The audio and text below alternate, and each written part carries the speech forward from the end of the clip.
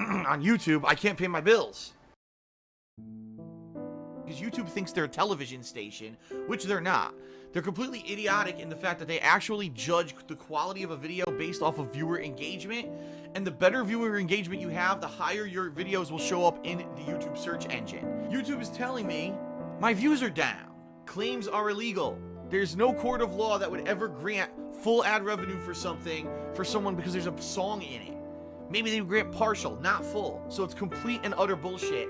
And it will never stand up in a court of law, but no one has the ability to sue YouTube over this, okay? YouTube is not responding with any kind of a valid answer. Nothing stands out to me here as what may be causing this. So I'm going to send this over to our monetization team to take a look at. If you'd like me to translate that into English for you, here's what that means. The same thing that I've said every single time that I criticize YouTube is true. YouTube is run by a bunch of people who are book smart. An actual application of that website, if something goes wrong, they are terrible at figuring out what it is because they're the ones who write the code. They're not the ones who use the code. We created a monster and we have no way to stop it, nor to even track it. If it goes wrong, oh well, fuck it, you're fucked. That's literally what that email says. That's what it's saying. They're inept at what they do. They can't solve problems. There's no problem-solving capabilities in their bodies. And that's ridiculous because that's not how you operate a major company. Literally, I sit here with my thumb firmly stuck up my ass. YouTube isn't good at what they do. YouTube determines who gets what ads based on this percentage. Now, first of all, I gotta say something about how fucking stupid this is. This is not how they think. They have the book smart. Book smart. So different from real life application. It really is.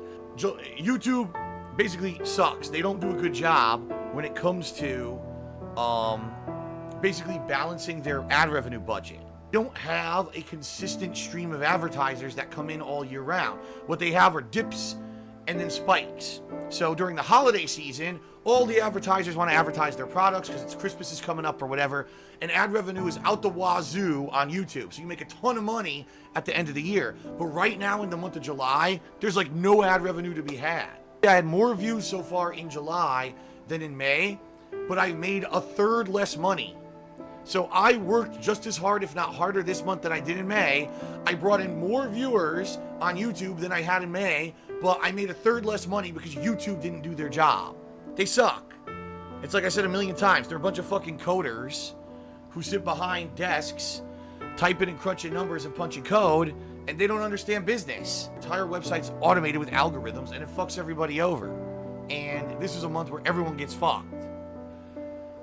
I love the fucking YouTube defense force that comes out to try to defend Google and YouTube. Oh, well, they can't possibly hire enough humans now to handle the capacity of the website. And? What's your point? That's their fault. This would be like this. Let me give you some perspective because I'm so tired. I wish this guy would shut the fuck up. In fact, you know what? He can shut the fuck up for a second. I gotta say this because I'm so tired of people trying to defend them when they're completely fucking inept at business, alright? Any other business on the planet, if they did what Google and YouTube did with YouTube, would be lambasted, would be laughed, it'd be the laughing stock of the world. But because it's Google, they get a pass. When you open up a fucking restaurant, okay? I opened up a restaurant. Oh, but I only hired a skeleton fucking crew of people who don't know much about anything. They don't know anything about health code or laws. They don't know anything about, you know, how to properly make the food and make sure that it's safe for the people who come to my restaurant and eat it. We don't do any of that due diligence whatsoever. We just open the restaurant and the restaurant becomes incredibly popular, okay? Now, after the fact, because the restaurant's incredibly popular, we find out that all these things are fucked up. They're not adhering to health codes. They're not doing all that. Do we just give the restaurant a pass because they say, oh, because they're incredibly popular and they have such high amount of people and customers coming in, we couldn't possibly expect them to hire enough staff and enough health code people knowledgeable about the situation to come in and actually run the site legally. We can't expect that from them. No, the restaurant would be closed. But YouTube comes in, oh, we're going to have a website that just unlimited hosts whatever kind of content anyone uploads to it. No checks and balances. No legality to it. No proper copyright checks or system. Just the wild west of the internet. Everyone just come and upload whatever the fuck you want.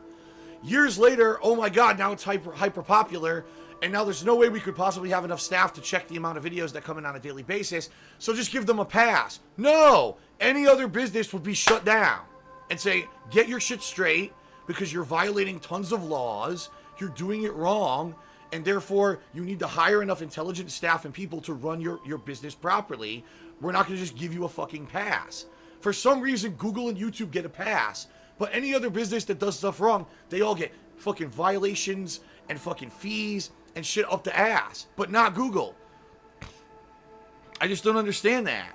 So it's probably honestly because Google is in the pockets of the politicians. They probably lobby and shit, and they pay our fucking senators and shit for their campaigns or whatever, so they get the pass. They don't get analyzed for having, everything fucked up about their business and all that shit. Yeah, if you have no business sense in your fucking head, oh, they couldn't possibly hire enough staff to review all those videos. That's not my problem. That's their problem. They created a business with no regulation and no adherence to laws whatsoever.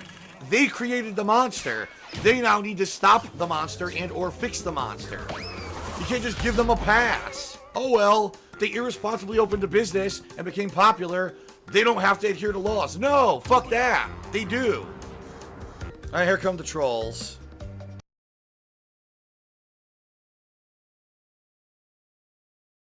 And this is darksfadil on the phone. Sunday, July 3rd, 2016.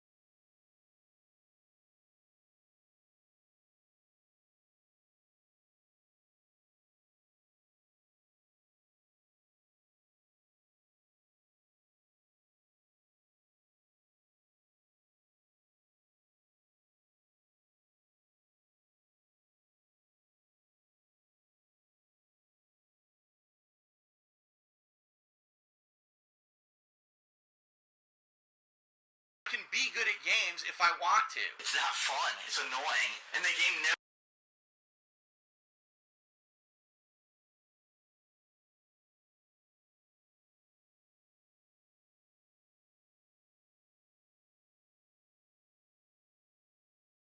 explains. This is fucking stupid. I'm done with this.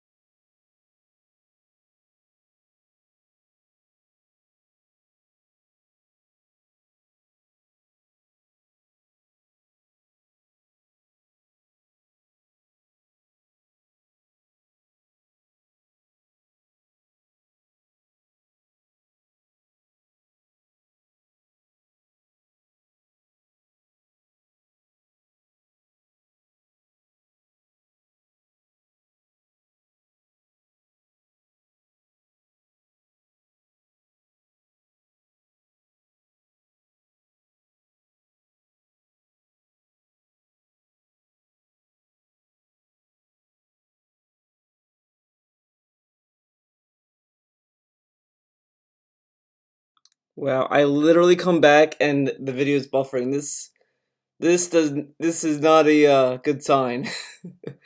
This is not a good sign for the stream, I guess. I don't know what happened. I don't know why it is doing that. Let me get this up. I don't know why, like, so far, like, the internet's been acting weird for me. Like, especially on this computer, like, things just don't go. I mean, come on. Come on, what is going on here? And this is darksfadil on the phone. Sunday, July 3rd, 2016. I can be good at games. Oh my god, fucking relax. I'm not asking to fucking run fucking... Oh my god, I'm just gonna quit out of Discord. Let's quit out of everything. This is ridiculous. This is ridiculous. What's going on here?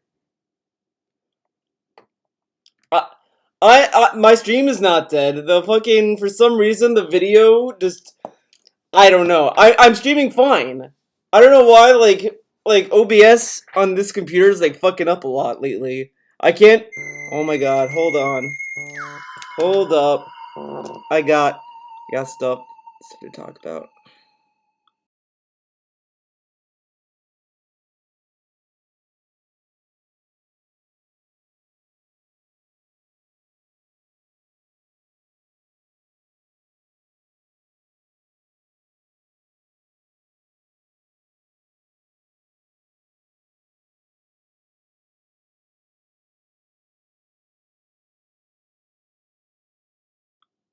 Alright. Hopefully this does not interfere with the rest of the stream. I mean, this is ridiculous. This is ridiculous! Well, no, I don't want... No, there we go. This is what I want to manipulate. Let's see. Dun, dun, dun. This is going to be a pain in the ass, I bet.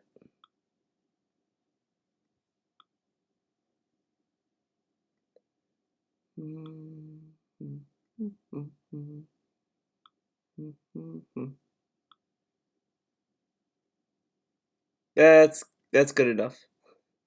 That is good enough. All right. Let's start. So, anyways, remember this Hot Phil reacts. I remember this Hot Phil reacts. So that's so oh my god, I'm like, hold up, no, wait, hold on, where's... Here we go. We'll start from the beginning. So let's read this. Okay, hold up.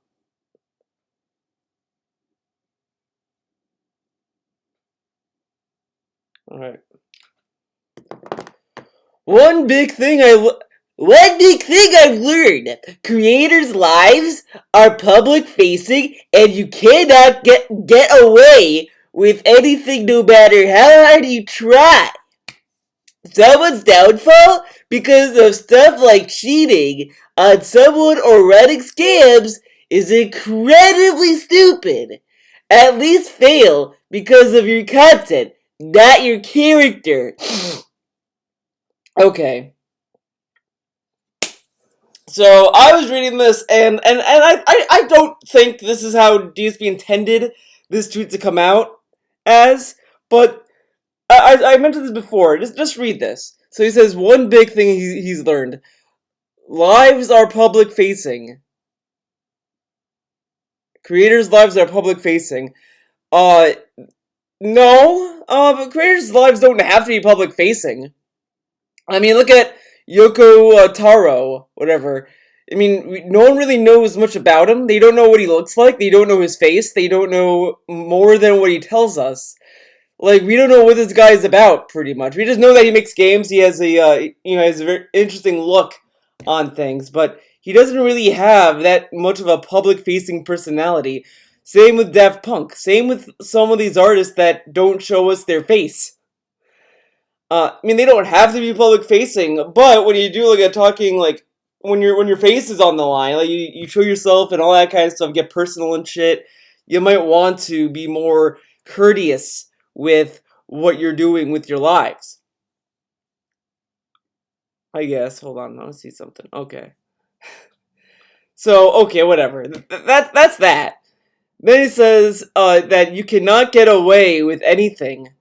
Well, people get away with some stuff. I mean, I don't, I'm not gonna go into this. I don't know what I'm talking about if I go into this example. I'm not gonna go into it, but like there are some actors, producers, what have you, that does bad shit and they get away with it, in other ways. Just because you do bad stuff doesn't mean that you're gonna necessarily not get in trouble. I mean, it's kind of dumb to assume that, but whatever.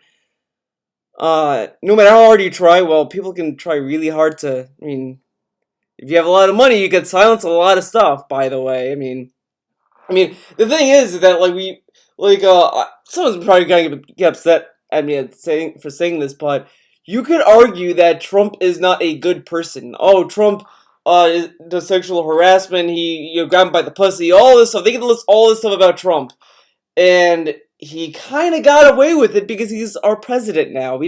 None of that stopped him. Nothing of this stopped the momentum of getting into office. And it is what it is. I mean, we don't have to get into the politics of that, but the argument of you can't get away with it is debatable. You could argue people have gotten away with shit, but whatever. Okay. But then it says, someone's downfall because of stuff like cheating on someone or running scams is incredibly stupid. Think about that for a hot second. If people fail because of them cheating on people and dumb stuff like that is incredibly stupid. This in a way sounds like a defense for Jared at this point. Because he's obviously talking about pro Jared, but he's literally this literally comes up as a defense for it because he's saying like, well, I think it's dumb that people don't like him now because of this. This is incredibly stupid. He shouldn't fail because of his character. He should fail because his content is bad. Now, I think what he's trying to say is that you should not. You should at least go into the mind of when you make content, when you make videos and all this other stuff. Get into this public persona. You should at least try to. You should not be a shitty person, and you should kind of not be an asshole to people and be disgusting and shit like that. And we should only have people fail because of the content being bad, not because of the character. Like, whatever. But he doesn't put it in an elegant way, and he puts it in a very clumsy way that doesn't come off that way. It comes off as if we should not be okay with people being shunned for their character. It's a very bad tweet. And he really should have put some thought before he made this tweet, by the way, because it kind of makes the whole thing look really retarded later on. But we'll get to that when we get there. Hey, Proxicon. Hello, everyone. I didn't really have a good hello everyone in this stream so far, but hey, everyone, fellow gamers and buns. And then he posts this. My previous tweet today had nothing whatsoever to do with any particular content creators in general, and anyone saying otherwise is wrong. Kappa! Remember what he used to say? He told us that he would ban people for using Kappa? I think it's a Red Dead Redemption pre-stream of his, because I think a lot of people were using Kappa at that time, and he hated it. But whatever. Miss Lolly Ghost. That's a good name. But yeah, this is really dumb. So he's pretty much like oh my god. It's like, guys, I'm not talking about Jared. No, man. He might as well just end the sentence with YOLO at this point. And you think it should stop at least with that, no? Right? No, of course not. No. Honestly, have no idea how my days off always seem to coincide with the biggest drama. Anyway, I return to streaming tomorrow for a 7-day run of double streams. Can't wait to continue the now awesome story of Days Gone. And check out Life is Strange 2, Episode 3. See you then. Don't be a cheater. Oh my god. And then he comes up with this. So, I just want you to look at Jared's tweet here for a second, and we're gonna go back to, we're not gonna go back to the screen, but we're gonna just go back to the sentiment of this. So Jared tweets, "I took a wrong turn on the internet and ended up reading DSP hilarity. Haha. Whoops." Now, of course, this hilarity that Jared could be talking about could just be something stupid like, oh, he's bad at games, something so non-issue. Pretty much, Jared is pretty much saying DSP does funny shit. That's pretty much all it is. And then DSP's like, okay, I took a day off and the entire internet, but Pro Jared hilarity was the top of everyone's Twitter feed. Haha, whoops. He was so happy to say that tweet, and it's so fucking retarded to begin with, because one, it's not like Jared said, oh, DSP's a pedophile, oh, DSP is a fucking idiot, fuck this guy, DSP deserves to fail, whatever. He didn't say anything malicious. And DSP goes through. Now, I also want for you guys to remember, all of the other, people, these famous people that made fun of DSP, Mega64, Critical, 8, was it H3H3? Did they jump into Video Game Donkey? I think had a take on him. Everyone kind of shat on DSP, and he's like, I don't care what these people do, man. I don't care what they say about me. I mean, it's really stupid if you think about it. I mean, I just want to play games and have fun, man. I don't care. It is what it is, man.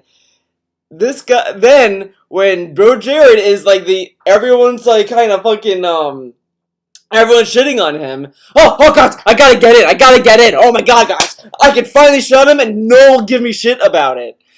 And that's why that's what's really annoying. I don't know what it is with DSP. I really don't even think 2014, 2010, young Phil, I don't think young Phil would do this shit.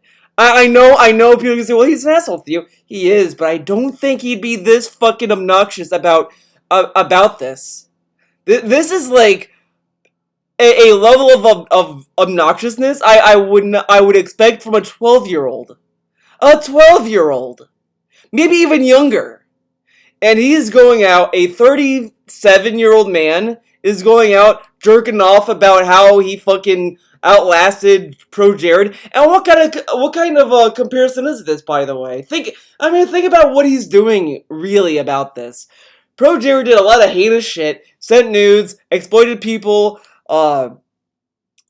cheated on his wife, all this nasty shit. Made his wife feel like shit. Dumped all this shit on top of her, and we have fucking DSP bragging about how he was wronged by Jared with this nonsense tweet.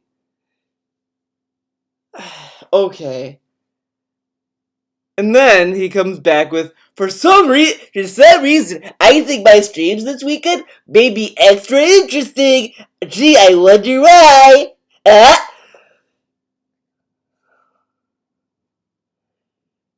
Fucking, like, cat, take his phone away.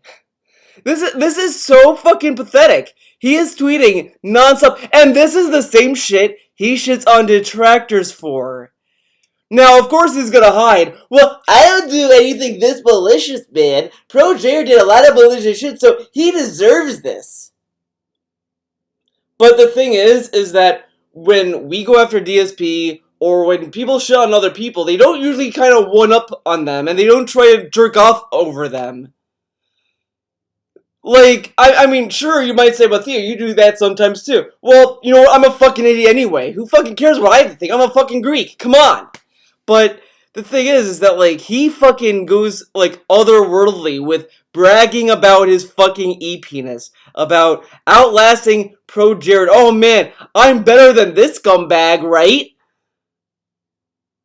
And then, this guy says, DSP married, hardworking, on that On that grind, new content every day, goofy but kind-hearted. Goofy and kind-hearted, but kind-hearted. Is being goofy bad? Like, why is, like, well, he's goofy but kind-hearted. Everyone is goofy. I'm goofy. Is that bad? Is it bad that I'm goofy? Who fucking cares? But yeah, we're gonna fucking one-up you because he's married. Pro Jared was fucking married too, dumbass. Like, he's like, well, DSP is married. Well, Pro Jared is married, and look how he turned out. Are we gonna give, like, participation ribbons for people who fucking got married? Yippee, people get married. Okay. Hardworking, anyone's hardworking. Especially with who they're rewarding it to. He sits on his desk, plays video games every day. Hardworking, I'm hardworking, guys. I mean, you can even argue that I'm a little bit more hardworking since I also do art, but whatever. You know, we don't have to do a pissing contest about hardworking. I mean, whatever. And then he says, "Holy shit! I received an actual compliment today. I think I'm going to sleep. LOL." Okay. Now, imagine if you're an average DSP fan who gives him compliments every day on stream. "Oh, DSP, you're hardworking. You're really cool. I love you, Phil. I love you." I really appreciate that. Thank you. One random guy says this. "I received a compliment, guys! Yeah, man!" Way to undersell everyone else that complimented you. GG. You got a cute rabbit or a bunny. Yeah, Cleo's pretty cute. I'm really happy with her. However, she's not that social and she's kind of mean, but Cleo loves me in her own way.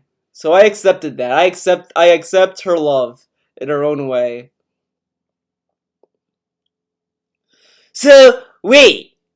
Has it actually come to this? Content creation is at such a low that just surviving is a big deal? You do realize I started in 2008 and have always been the butt of the internet joke for at least 7 years now. Still struggling, but fuck all, I'll never give up. The guy who claims he's gonna lose the house is telling us that he's never gonna give up. He's gonna outlive everyone. Now, you know who else outlasted people and are still going on to this day? They have not had a single nonsense story done about them. Nothing really bad happened to these people. They've actually lasted longer than DSP. They had their I think they're close to their 30th anniversary at this point. I think they had their 15th anniversary in 2005. I think, not 2005, 2015, something like that. I don't know. I don't remember exactly when. Maybe 2014 was their 15th anniversary.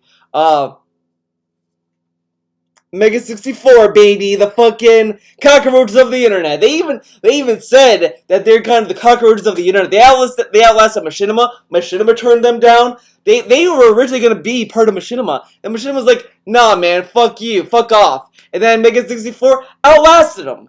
They wanted to be. They pitched their show to G4. G4 TV shot them down again, and look at them now. Mega 64 outlasted G4. Machinima, Screw Attack. Mega 64 did way more with their lives of being content creators than DSP has in 10 years of him being on YouTube. Mega 64 has expanded, updated their content, changed their content, diversified with their content, gives more stuff to the fans, have exclusive merchandise for the fans. They even resell merchandise if fans ask for it. They listen to their fans. That's reasonable. They give good content, and they're still around. What has DSP done in the grand scheme of things for his fans? Nothing. Exactly. Yeah, you might say, Theo, you're fanboying over Mega 64. Well, you know what? If he's gonna fanboy over himself, I'm gonna fanboy over Mega 64, baby. That's how it works, apparently. And yeah, he uploads the same shit every day. What's really there to compliment? Oh wow, DSP, you uploaded an hour of gameplay that's not edited, and it's the same shit you could get anywhere else. Are you gonna make a stream about Pro Jared? I don't know much about that. I never really watched his videos to begin with, so I'm not gonna do that. I don't know. I don't think so. I think what's said has been said about him. I mean, what's there to contribute to it? I'm not DSP who's gonna contribute to a debate that's already been said. I mean, what's there to say? He's a shitty person. Then someone says, big deal because these people often have small percent of the amount of haters you do, yet they fuck themselves over and get exposed as horrible people. You've had a legion of them trying to bring you down for years, but managed to last by keeping it at it and not being a total trash human. Now here's the thing about this as well. How do we know how many actual detractors DSP has? I mean, this is what's dumb about this logic. This kind of feeds into DSP's exaggeration of the detractors. He thinks that he has this big legion of haters only because DSP fucking plays it up every time something bad happens. The reason why bad stuff happens is because he kind of lets it happen. Like, he addresses it, he gives it attention, he gives it power, he kind of feeds into it. Like, the reason why he gets kicked out of these bounty boards and all that is because people show people the bad shit he does on his streams. And the thing is that he doesn't get it. He doesn't get the issue here. He thinks it's just because he says bad stuff, like, oh, we hate him because he's bad at games. Oh, he's bad. We hate him because he said Kojima is a doo-doo head. Whatever. But the thing is that, like, he is toxic to everyone. Look at every time that when he talks about shill streamers, like the Apex streams and all that stuff, he shits on people who plays games early. That is not good behavior to have. Other Twitch partners said this is a bad look for Twitch, to have a Twitch partner shitting on other partners just nonchalantly. And it's true, like, what, like, how can a guy be allowed on a platform that's just shitting on people that don't even have anything to do with him? The thing is that is just insane to me, is that he's more willing to dig into people that don't even have anything to do with him. When people shit on him, he's like, I don't want to talk about him. I don't want to talk about him. Fuck him. I don't want to do it. He protects Wings of Redemption for no fucking reason. He protects Low Tier God. Oh, but Pro Jared, Ninja, all these people have nothing to do with DSP that didn't even talk about him. Well, actually, Pro Jared did talk about him in that one tweet. That's insignificant, but okay, whatever. Let's ignore Pro Jared for a moment. Let's get into Ninja for a moment. What did Ninja do to DSP? What did PewDiePie do? Well, actually, PewDiePie did a few things to DSP, I guess, but whatever. Okay. Jacksepticeye, Markiplier, other big Twitch streamers that he fucking insinuates. What have they ever done to him? Nothing. They did absolutely nothing to him, and he shits on them all the fucking time. And he's like complaining about detractors shitting on him, but he goes out of his way. All the fucking time. Oh, these other streamers that get games early, they're not real gamers, and this, that. I mean, I think he says it even in this pre-stream. We'll get into that as well, but it's so fucking dumb that he is trying to one-up everyone when he shits on everyone. He does it in a pussy way, though. I mean, he doesn't name names anymore, but it's so fucking shitty and so fucking toxic. But okay. So this guy's saying, well, these guys have a small percent of haters, they still fuck themselves, whatever. You wanna know why fucking Pro Jared got found out, he got exposed, and kind of like had all this shit thrown at him? Is because people went out of their way to expose him. His wife shat on him. I don't know if the person he had an affair with came out either, but his ex-wife went out, came out, said, this guy's an asshole, look what he did, fuck him, he's an asshole. And everyone was like, holy shit, he is a fucking asshole. And then all these news started to come out afterwards. It was a chain event of things. And yeah, it took a long time, but the reason why it takes a long ass time is because a lot of people are afraid that if they come out, people are gonna say, oh, this person's clout chasing, the accusations are fake, this person's lying, this person's, getting attention, this and that. So a lot of people don't come out because they're afraid of that shit. Because the thing is that no one wants to come out and then have all these people say, you're a liar and all this other stuff. It's a tricky situation. But yeah, when you have people come out of the woodwork to say, hey, this guy's an asshole, and they provide evidence of it, it's very easy for the ship to sink. DSP doesn't have Leanna coming out saying, yeah, guys, DSP's an asshole. Look what he did.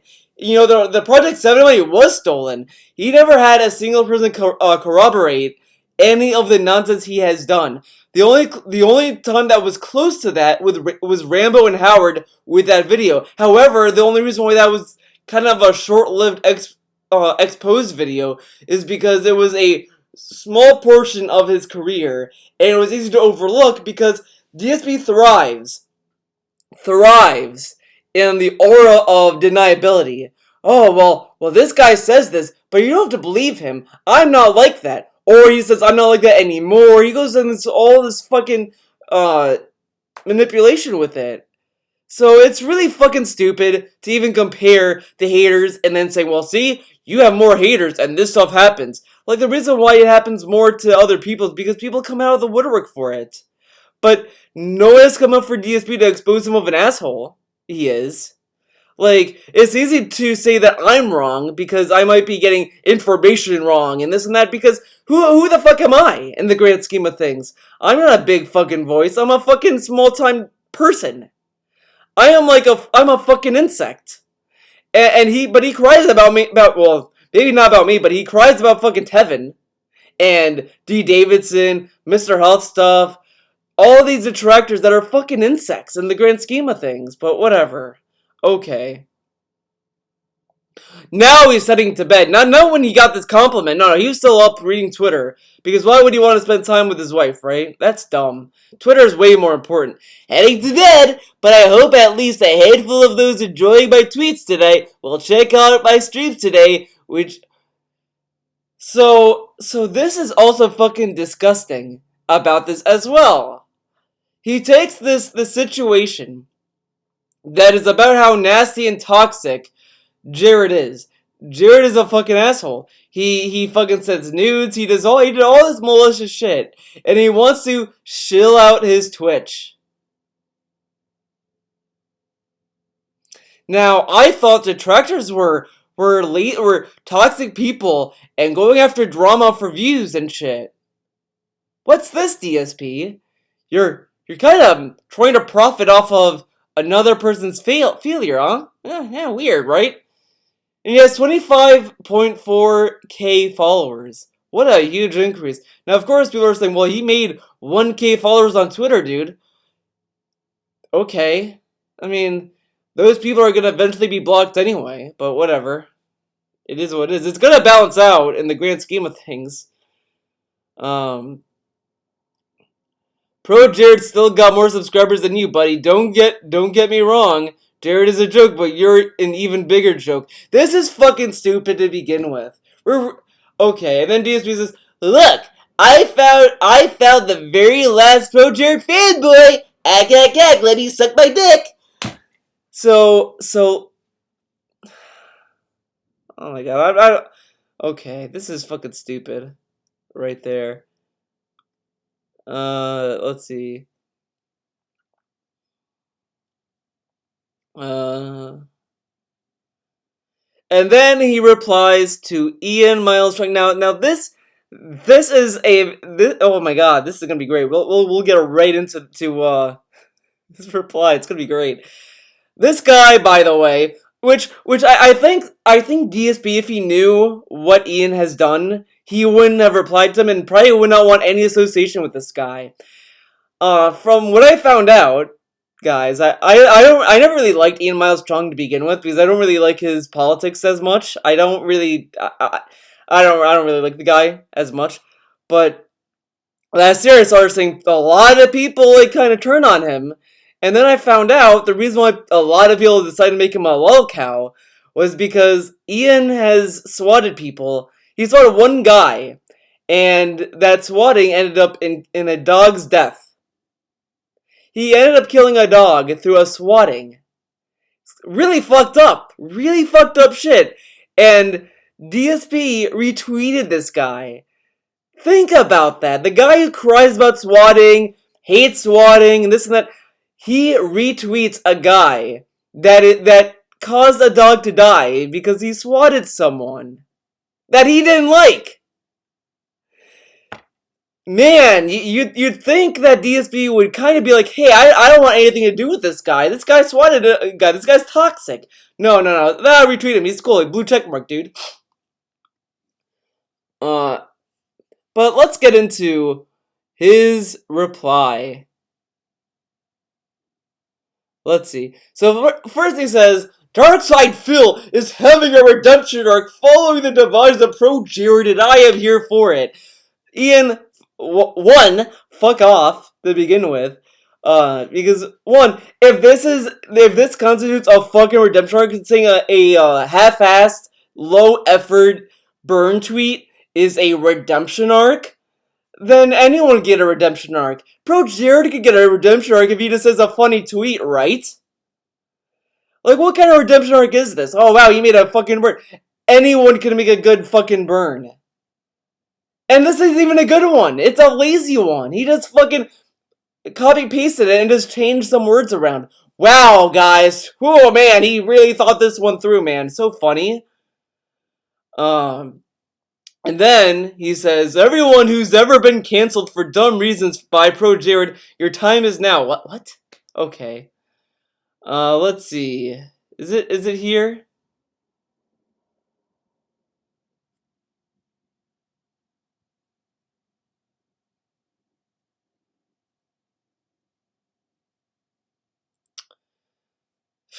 I don't think I'll be able to find it. Oh, here it is. Wow, I looked for it and I found it. Someone listed all of the things he did. All of the things he has done. Ian replies with, wait, really? I thought he was just some cringe guy on Twitch. Wow, Ian, way to hold the fucking L. You wanna delete the tweet, buddy? Oh, no, you don't want to delete it because it's got views, dude. DSP retweeted it. Why would you want to retweet it, right, Ian? Oh my god. The L of the... maybe not the L of the century, but... I mean, a pretty massive L. And this goes right into... what I fucking say about these people that kind of go out of their way about shitting on DSP and all this stuff. DSP, honestly, should thank This Is How You Don't Play. He should actually endorse them, because This Is How You Don't Plays have created a smokescreen for all these normies that have not watched DSP, that have not caught up on the lore, and all only know of him as a guy that's bad at video games. Because all these people that the normie haters that hate on DSP only know of him because he's bad at video games, which is a fucking dumb... Whatever. He's bad at video games, okay. And he does cringy shit, whatever. But no one knows about the lore about lying a bit to his fans, taking money, being a toxic asshole, all this shit. They don't know that because they focus on the This Is How You Don't plays. So DSP should really be thankful that the This Is How You Don't plays existed, because those distracted all these normies from the actual toxicity that DSP is. Because if more people know how toxic DSP actually is, he probably wouldn't be partnered on Twitch anymore. But since no one really gives a fuck about him because they only know of him as the guy who sucks at games, no one cares about him. So, as much as DSP cries about not getting sponsored and all this stuff, he should still be thankful for the This Is How You Don't plays, because it allowed bigger streamers to ignore him and allowed bigger entities to just ignore him. Like, the only people that kind of take issue with him are smaller companies like the LOL developers. So DSP should not really be... She should be thankful. Because it allows people like this guy to ignore all the toxicity that DSP has done over the years. So it's really fucking dumb that he fucking said that. And then, it was...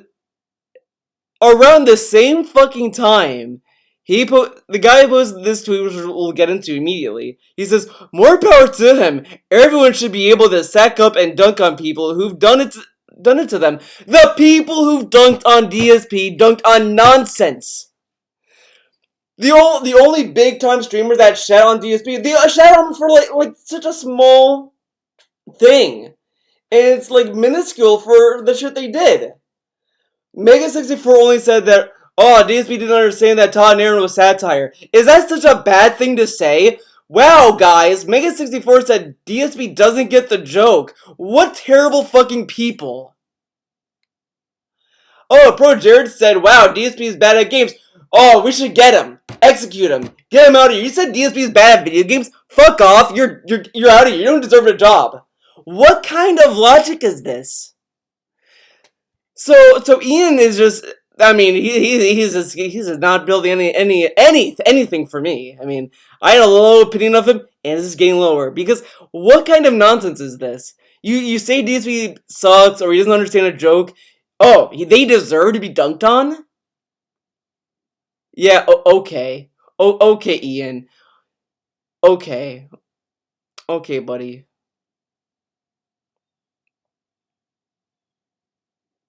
Let's see. Oh, by the way, I love this. No lie, 2.5 hours of getting to know stoners isn't exactly my cup of tea. Why does he hate talking to stoners? He hates stoners. Why? Stoners, I would much rather hang out with stoners than drunk people. I'll tell you that right now. Drunk people are like fun to watch and shit, but like stoners are more relaxed. They're like, easy to handle. Stoners are great. I would much rather deal with stoners. They don't fucking make messes. They don't puke everywhere. Stoners are much better people to talk to. But he's like, I don't want to talk to stoners. Oh, they're beneath me. This is like, oh my god, he fucking hates anything to do with weed. It's the fucking boomer side of him, dude. Cause Turvin is a stoner. And then we got Rage 2 having a baby mode for Twitch streamers. So if you're a Twitch streamer and you're playing Rage 2, you got baby mode, dude. So viewers get to hold his hand even more. And then, since he thinks that he's such hot shit, who's as excited for Marvel Ultimate Alliance 3 as I am, and who wants to team up with me when it releases this summer? Groot Dance. Now I guarantee when that game comes out, he's gonna have Kekken and Brian to play with. He's not gonna play with anyone else. Guys, DSP, he got him. He got PewDiePie to come on with his stream. He's gonna do big time collabs, dude. Finally. And then he goes on and says, to all my new Twitter followers, welcome. I have noticed some of you have subbed to my YouTube channel, but it's my daily Twitch streams that are my main focus. So please head over there and check them out. Thanks. Yeah, that's definitely gonna happen. And then we get this fucking dumbass tweet again. This is like the second time he posted this tweet. This same fucking tweet. He did this tweet about the fucking statues. Do you want to team up with him? No. So here we have another pro tip for content creators. Hashtag ProJared. Why did he hashtag him? Why don't you tag him, buddy? Why is he so scared to tag ProJared? He does the hashtag, but he doesn't want to add ProJared? Okay. Another pro tip for content creators. Hashtag ProJared was just the tip of the iceberg. Guys, we've returned to the meme of these vague threats. This is the same level of nonsense as when he made these vague threats towards Tevin. Tevin thinks he's gonna get away with it. Well, he pissed off the wrong people. They're gonna get him. These people, they saw that stream, the Halloween stream. They weren't happy how he treated Cat. He's gonna go down, guys. He's gonna go down. Is he gonna run pig ops? Dude, DSP is running pig ops now. Holy shit. So ProJared was just the tip of the iceberg. Okay. So many big shots have punched punched down at me over the years. It is now time for your comeuppance. Who? Oh my god, who? Can't wait to hear about what you've all been up to. It'll be oh so sweet when see you soon. Oh my god.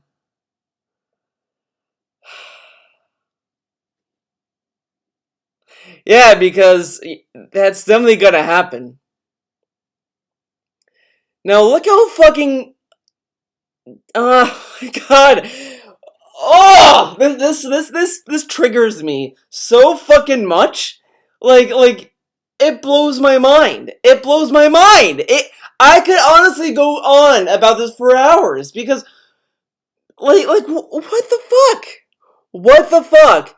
Why does he have such a hate boner for random people?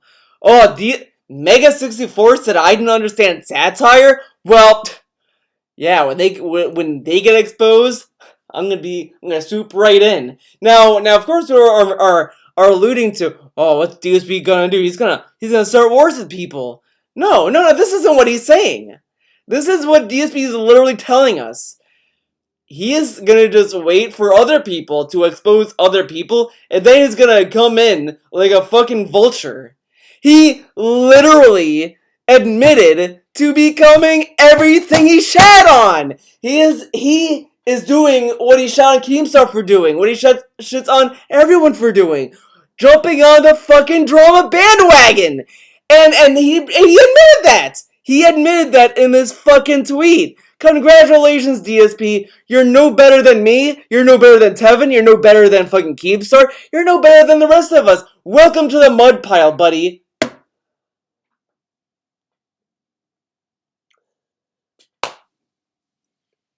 Like, it's so fucking dumb. And he thinks that just because people shout on DSP, they magically have some dirt in their closets? What kind of shit is that? Oh, you shit on DSP, you must be an asshole. Fuck off. Fuck off, DSP. This attitude that he had, I really don't even think he'd have this attitude in 2013.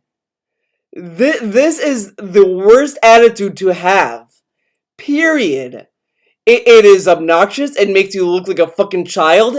It doesn't do you any fucking favors because even, let's say, in 20 years, nothing comes of this. Mega 64 is still going strong. They're positive people. I don't think they've done anything bad because, I mean, they obviously like what they're doing. Why would they want to put that in jeopardy, right? So you have them.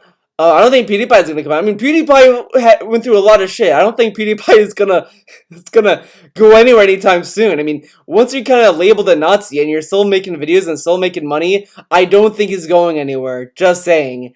You have all this stuff going on. And he's making these fucking dumbass fucking tweets. I thought you don't care about fucking drama, DSP. I thought you're above that. I thought you're not about going to the drama. Why? And this is the other thing. Why is he so protective of Wings of Redemption and Low Tier God? But Pro Jared, any other streamer that does nonsense, I'm gonna be there. Oh, thumbs up. Good GG. And then he goes on to say, Astro Calamity. Then this guy makes, thank you for being, DSP, thank you for being the hero we needed against Pro Jared. Fuck off. You know who should really be called the hero of this? Oh god.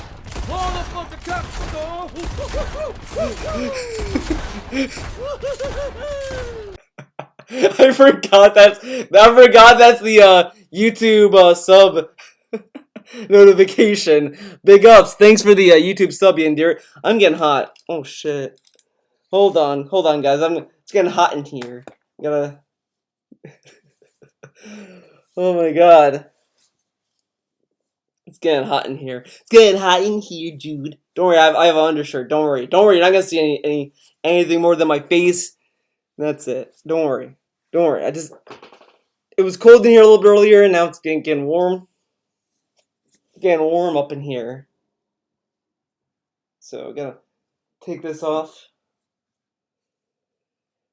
There you go. I need an AC, dude. Alright. Oh my god, another...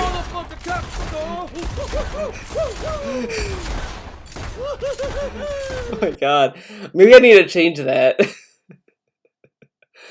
It's a little... I think the audio is a little too long. I need to... I don't know. But anyways, so this guy is saying that DSP is the hero we needed against Pro Jared. Why? What did DSP fucking do? Think about it. What did he do in the grand scheme of things? He didn't expose DSP. He didn't expose Pro Jared. He didn't expose anyone. He didn't do anything. It's like that meme with Sailor Moon where Tuxedo Mask is like, I must be going now or something. Day is saved or whatever. And Sailor Moon looks up and says, you didn't do anything. Exactly. And they post this and it's like, what did DSP do? What did DSP do? Nothing. You want to know who's the real hero? Is the people who fucking exposed him. The ex-wife. I can't remember her name, unfortunately, but she should get she should get 99%, maybe even 100% of the credit for this, because she's the one that stepped forward and was brave enough to tell us that Pro Jared is a fucking asshole. You know how fucking shitty it is? This person has been through all this shit, and she was in a situation where if she spoke up saying that, oh, this guy's an asshole, she could be harassed for being a liar. It's very easy for people to kind of turn on these people who step up and place these accusations. It is very easy for that to happen. But we don't give them the credit. We should give DSP someone the credit that did absolutely fucking nothing and didn't even deal with how shitty Jared is. Wait, guys. Jared said that DSP is hilarious and dumb. Oh my god! Oh my god, really? We're gonna... And then he posts this, pro tip for content creators. If you've done something worse than this, whether it's public or not yet, quit. Because I'm still here and you won't be. And good luck with living with that. Okay. No shit. Of course, treating people like shit is worse than masturbating on stream. No, I don't think anyone's gonna argue that. However, you could kind of say it's a step before a dick pic, because it's still related to a dick. Think about that for a second. Think about that for a second. The other thing is that, like, DSP has done worse than that. He has done worse than the FAP incident. He has done factually worse shit than that. He took money to do a shower video. He pretty much took money to get naked. He got paid to get naked. Think about that as well. He got paid to get naked. That's something that's positive and great. Okay. Oh my god. I mean, it's just... He lied to his fans. He manipulated people to pay him more. He pretended to be single for 1 year. He aired his ex-girlfriend's medical history to us on stream. He doxed people, kinda. But that's okay. That's okay, because hey man, at least he's not an abusive person, right? Okay. I mean, of course, DSP is not fucking Satan. He's not Satan incarnate, but he's not like a positive individual either. Like, this is the dumb grandstanding of all of this. This is what's dumb about this, is that he is still an asshole. He will always be an asshole. He is still a toxic person. He's not a great person. But when people are like, well, at least he's not Hitler. Well, then, with that logic, Jared shouldn't be that bad because he's not Hitler. He didn't commit genocide. Okay. Alright. You know what, we'll get into... I don't know. Let's just watch a little bit of this. Let's have a 5-minute conversation, at least so you understand what's going on. And he said, okay. And since then, I've not heard a peep from Toby Turner. He did not message me. He did not email me, even though all that information fault. YouTube was at fault. Everyone was collectively at fault. By the way, this was during the Toby Turner scandal, and what I liked about this when I first watched it was I like that this was about raping, about Toby Turner raping girls, doing all this fucked up shit. And DSP, instead of talking about that serious matter, he makes it about himself and about YouTube. But this is a good individual. I mean, this is not toxic or negative or bad or wrong or anything. No, this is good. It's good that he's rewarding himself for I don't know. Fault at that time.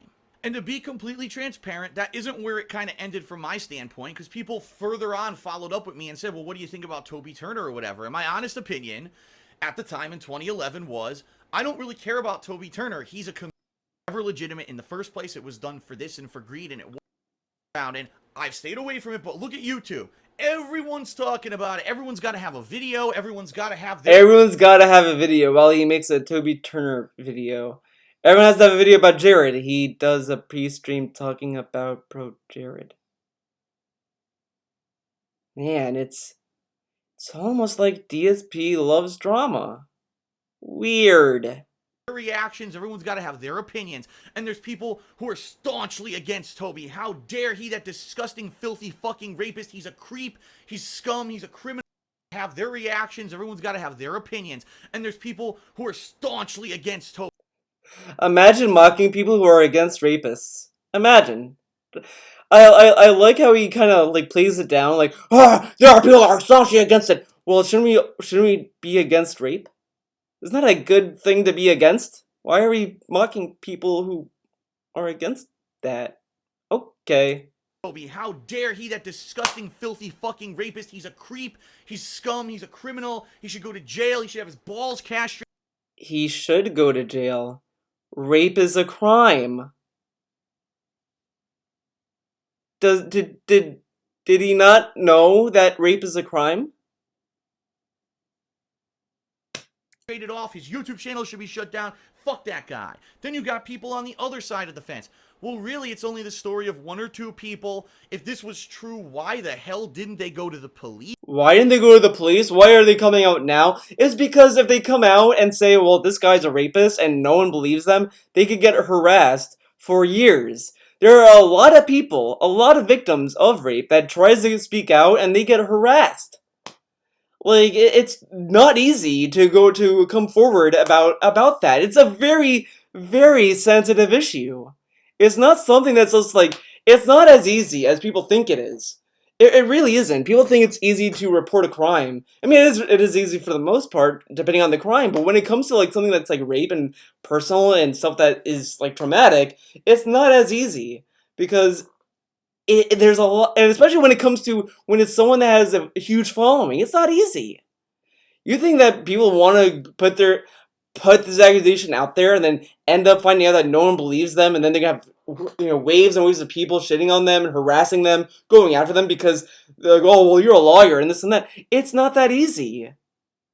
So I kind of, and this is the thing. This is why I kind of, when I hear someone accusing of a big star of doing this shit, I don't necessarily write it up immediately. I just said, like, well, this needs to be investigated because this is serious. It's not something that should be waved at, like, oh, I don't believe this. This guy can't do that. You don't know the guy personally. You don't know what they're capable of. You don't know what they're like off camera. But it's not easy. It's so dumb to just assume that reporting rape is so easy, especially when it comes to a star. Whatever. At the time, it doesn't seem to make any kind of sense, almost as if maybe it was consensual all along, but now that they're not in league with Tony anymore, yeah, it's all consent, whatever. Tony's name's Toby. They're not in league with Toby anymore, and they don't, they're not friends with him anymore, for whatever reason, he hasn't talked to them anymore. Now, suddenly, they're going to post on Tumblr and talk about it. Isn't that suspicious when we've had very similar things happen in a lot of cases recently? Just comes to mind some of these college rape cases of women who didn't go to the police, didn't have anything investigated, but they're walking around But some of them, like, get raped by, like, a rich family's son or daughter, whatever. I mean, they could be a rich family, and they don't want that to come out, so they might you know, make her so that she doesn't speak up and all this stuff. There's a lot of, like, fucking shitty things that go on. I mean, the world isn't necessarily a pretty place. But okay. Around campus with a fucking mattress over their shoulder as some kind of a symbolism that they got raped and all this crazy shit, and then all this investigation happens just to find out it's all fabricated. But the reputations of the people who those women accused were absolutely ruined, and their lives are fucking ruined because everyone will always think of them as a rapist. I've said this before. First impressions are everything, and once you get associated with a very negative stigma... No shit. But, I want to get to the, Toby Turner part. Because every time I do something like that, another one comes up and people make other shit up. It's completely fucking fabricated. That's the problem. Once that rumor is on the internet, once that accusation is on, it's true. It's got to be true. Phil's a pedophile. We want to know that other people have... I love that for years he keeps bringing that up, by the way. It's a good thing to keep bringing up, obviously. ...flaws and are imperfect because for some reason inside of us somewhere, it makes us feel better. I don't know. I don't remember the Toby Turner stuff. I don't know what came of that. I'm just saying, like, I'm just saying, like, I don't think that that accusation should necessarily just be ignored and say, oh, they're lying. But I mean, we have investigations for a reason. People who maybe were successful at some point aren't successful anymore or have these human flaws. Shit, this negative shit that gets thrown for me because what they do is absolutely digress. The bottom line is the humans love to think that others are worse than them or have some kind of evil hidden within them because it makes them feel better. People love to... What? Whatever reason. I don't like that. I've never been like that. And even though every once in a while there may be something that I need to call attention to, for example, the Fine Brothers fiasco from a couple months ago when it was that someone actually, not directly, and that's kind of the weird thing that I don't understand about how people love to hear these rumors about celebrities and YouTubers. If it doesn't affect you, why do you care, right? Do you really need... Yeah, why do you care? I mean, if Toby Turner did rape those girls and he got away with it, why do you care? I wonder, why does DSP care about Pro Jared? He didn't affect his life. Pro Jared didn't treat him like shit. He didn't, make him feel like shit the whole time when they were together. No. Did Pro Jared send him a dick pic? Dude, that's what happened. Pro Jared sent him a dick pic. That has to be the case. That has to be the case. Because why would he care? Why would DSP care about what happened to Pro Jared? Why would he care? Need that piece of fucking self-appreciation and self-feeling of goodness that someone else is bad and you can feel like you're better than them? Is that what it is? Or do you feel so bad about yourself deep down that if you see someone who has some kind of success actually show that they have a human flaw to them? Oh my god, that's... Rape is a human flaw? Now, I don't remember what came of the Toby Turner stuff, but let's just say, for the sake of argument, that he was found guilty, all that shit happened. How is that a human fucking flaw? Oh, I just raped some people, it's a flaw, man. It was an accident. I just happened to fall on top of a girl, and my pants came undone, her pants came undone, and before I know it, that shit was going on. I don't know what to say, man. It's a human flaw. Okay. Okay. I mean, I guess what Pro Jared did was a human flaw too. You know what would be interesting if someone just quoted this video, but just replaced Toby Turner with Pro Jared, and just say, yeah, DSP, why do you care about... I don't know. That's a lot of work. Maybe it's not worth it, because he's probably going to weasel around it, so it is what it is. That's great. I need dirt. I need more. I need to see 500 YouTubers talk about this dirt of another YouTuber. What the fuck? Alright, so I've beaten around the bush a lot in this video. Let's get to the subject at hand. What are my actual thoughts on the Toby Turner scandal? Here it is. I don't give a fuck. He doesn't give a fuck. He doesn't care what happened. He didn't care that maybe Toby Turner is a criminal. Maybe that should happen. No, doesn't care. No, fuck it. I don't give a fuck about Toby Turner. I don't care about what YouTuber slept with what girl.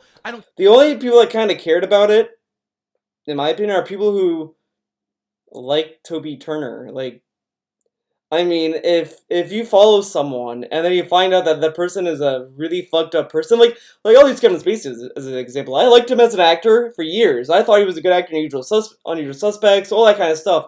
And then when all that shit came out about him, I can't watch a movie with him anymore. Like I really was disappointed with that, and I just don't really care about Kevin Spacey anymore. I really don't even want to look at him anymore. You know, I enough was enough with him, and that's as far as people take it. I mean, if you like someone, you find out that someone is a shitty person. You watch their movies, watch their YouTube channels, whatever, and you find out that shit. Of course, you're not gonna watch them anymore because you don't want to support that, or you don't, or whatever. I mean, there are some cases, there are some things that I can kind of separate from the artist or like from the work and all that stuff. There's cases of that, but when it's stuff that's like stuff that I just am not in agreement with, or I just think is just heinous, I'm not gonna fucking watch it anymore. I'm not gonna sit there and be like, yeah, man, no.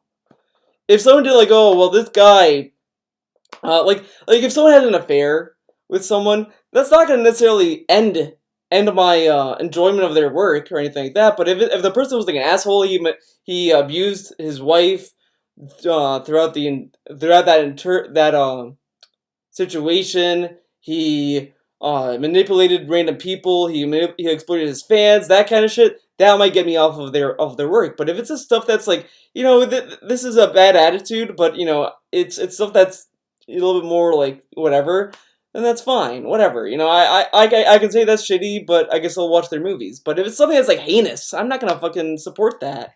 So there's really a difference between that. I don't care about who's a druggie. I don't care about how anyone acts outside of what's on fucking YouTube. Because guess what?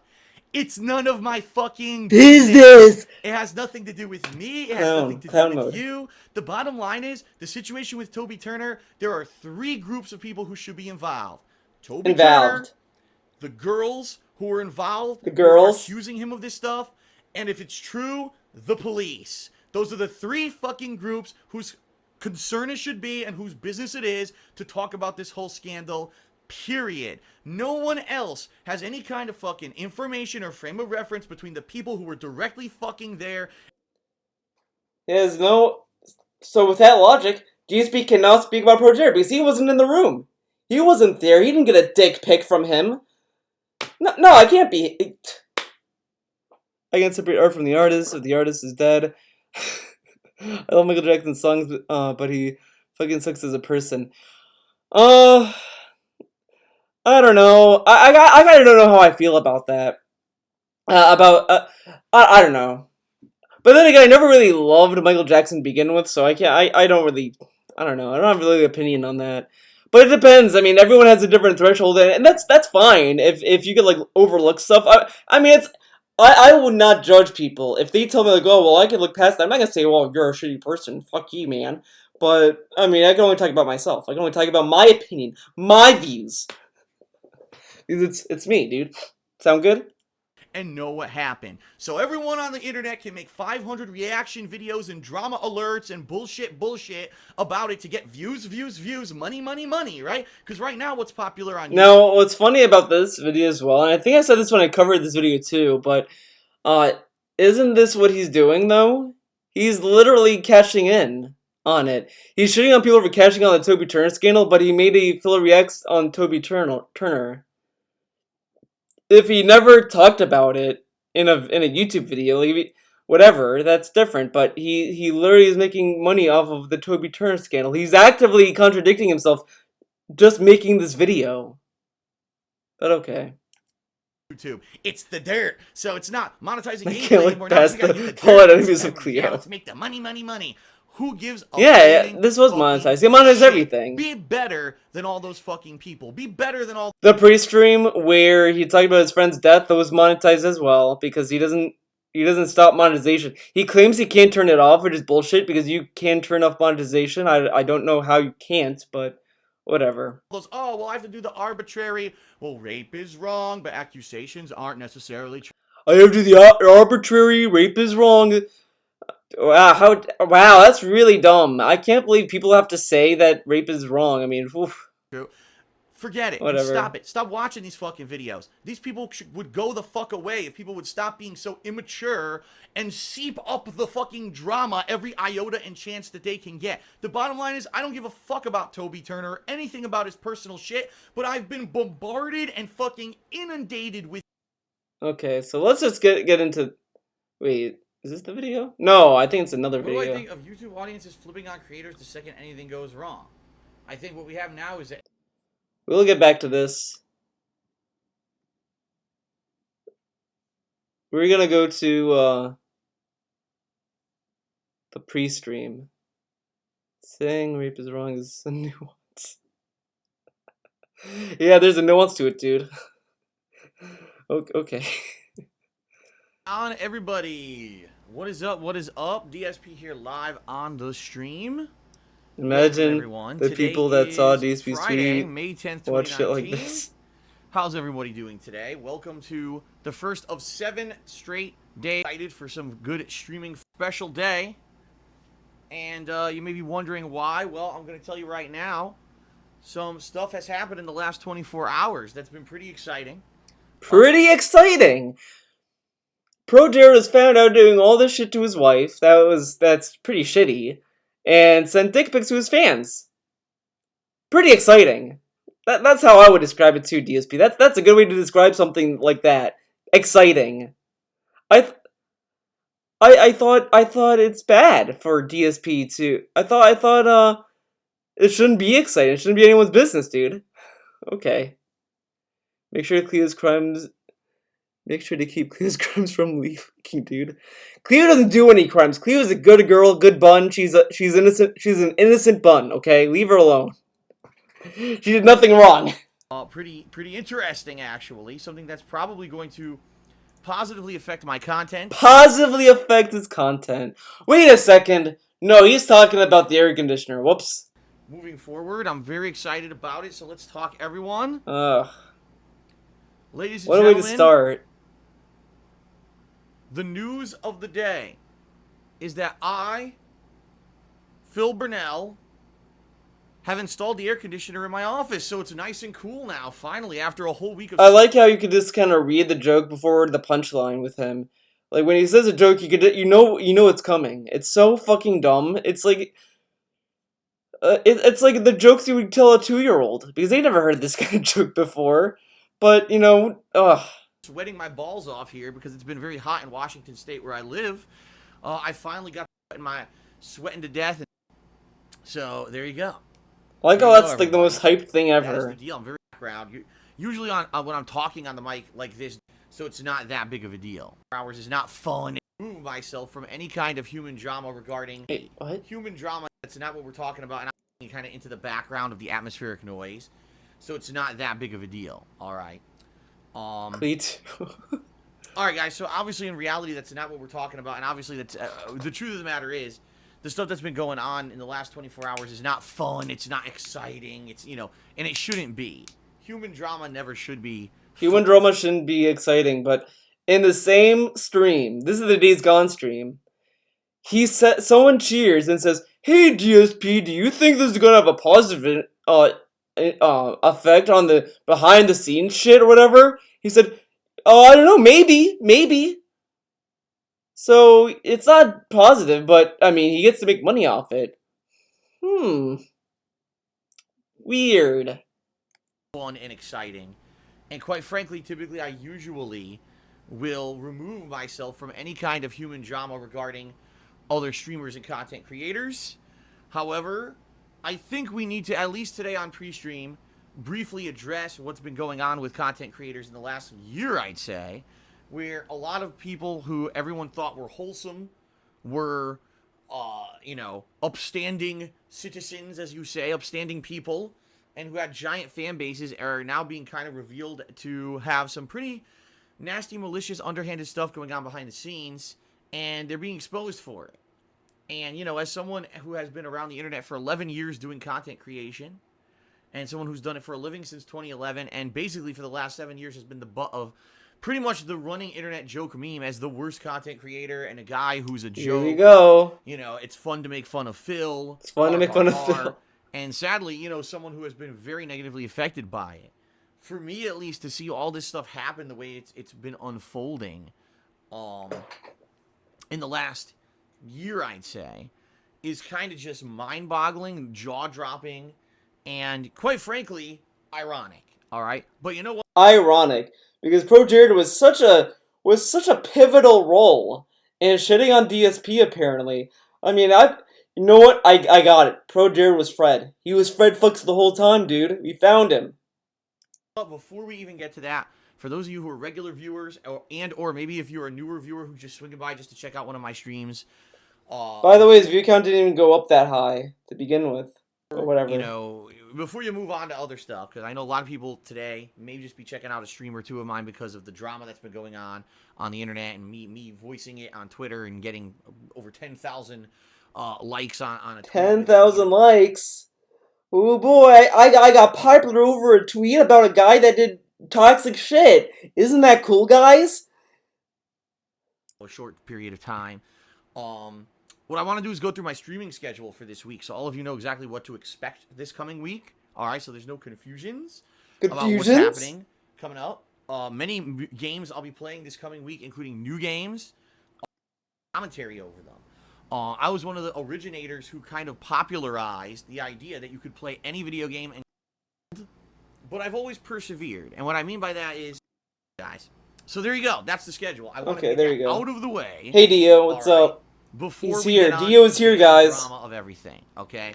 Now let's very briefly talk about the daily drama. Let's get it out of there, because I know some people are like, man, I come to Phil's streams just to hang out and chill and have gameplay and interaction during the gameplay. I don't want Phil to do a 4-hour Now, this is what I like about this whole segment, by the way. He's like, oh, I don't want to talk about the drama. I don't want to do that. I want to play games and have fun. Then why talk about it? Why did he talk about it if he wants to play games and have fun, man? Kind of counterproductive. It's like, man, I want to watch Detective Pikachu, but I'm not gonna watch it. Okay. Pre-stream I don't know. He talks and whatever. Doesn't ever get to the game. And the bottom line is, I don't want that to happen either. And so what I want to do is kind of address what's going on and then just move on.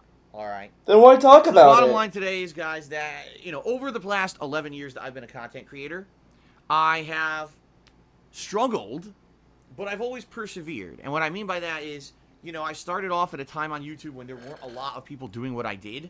Back in 2008, I was doing live impromptu reactionary commentary to raw gameplay footage. Raw gameplay footage. They were either doing like formal Let's Plays with tons of tutorial-style explanations, of formal walkthrough, stuff like that.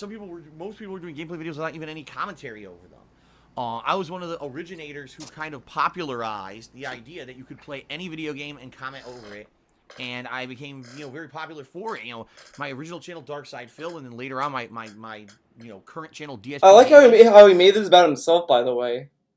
This thing about this Jared did a lot of fucked up shit, but let's make it about him. That's great. Became virally popular on YouTube. Videos getting millions and millions of views over time, and everything was good. But sadly, over the years, because of mistakes that I made. All right, and I will openly admit that is definitely in part because of mistakes that I made with my attitude, with stupid shit that I just said that was so dumb. Okay? So dumb, man. And just in general circumstances. I started making videos at a time when making shorter videos made sense, like 10-minute gameplay clips, while moving down, the line on YouTube, it became way more popular and more digestible to make longer gameplay clips with edited stuff. It's funny that he says more digestible, whatever. And thumbnails and the like, which I've never really adapted to. I always said I just want to play games and have fun. I want to be me. So putting out the raw games, I just want to be lazy. Shorter made sense to my audience who had been with me since 2008. Okay. But over the years, it just became not fun to do that kind of stuff anymore on YouTube because YouTube changed. It became not fun to be lazy on YouTube, dude. Okay. So much that it basically pushed my channel kind of to the bottom of the barrel. All right. Now, there's various things I could talk about. I became the butt of internet jokes. that Phil's a dinosaur, Phil's an outdated guy. Look, he played Metal Gear Solid series and he sucked at it and made fun of Kojima. And so I had a rabid fan base of Metal Gear Solid fans who hated me and started this is how you don't play video series. And literally over the years, your Solid series, and he sucked at it and made fun of Kojima Barrel. All right. Now, there's various things I could talk about. I became the butt of internet jokes. That Phil's a dinosaur, Phil's an outdated. You are a dinosaur. You don't even have automated total tips. You are a dinosaur. What are you? Wait a second. Hold up. I just remembered something. I don't have the beta up. Whoops. There we go. Oh, it has the bits too. Oh well. It is what it is. If you want to take Swaggins off the board, you gotta tip me. All right, But yeah, he's not a dinosaur, guys. He just doesn't have an automated total tips. He doesn't have good overlays. It took him this long to kind of go to Twitch.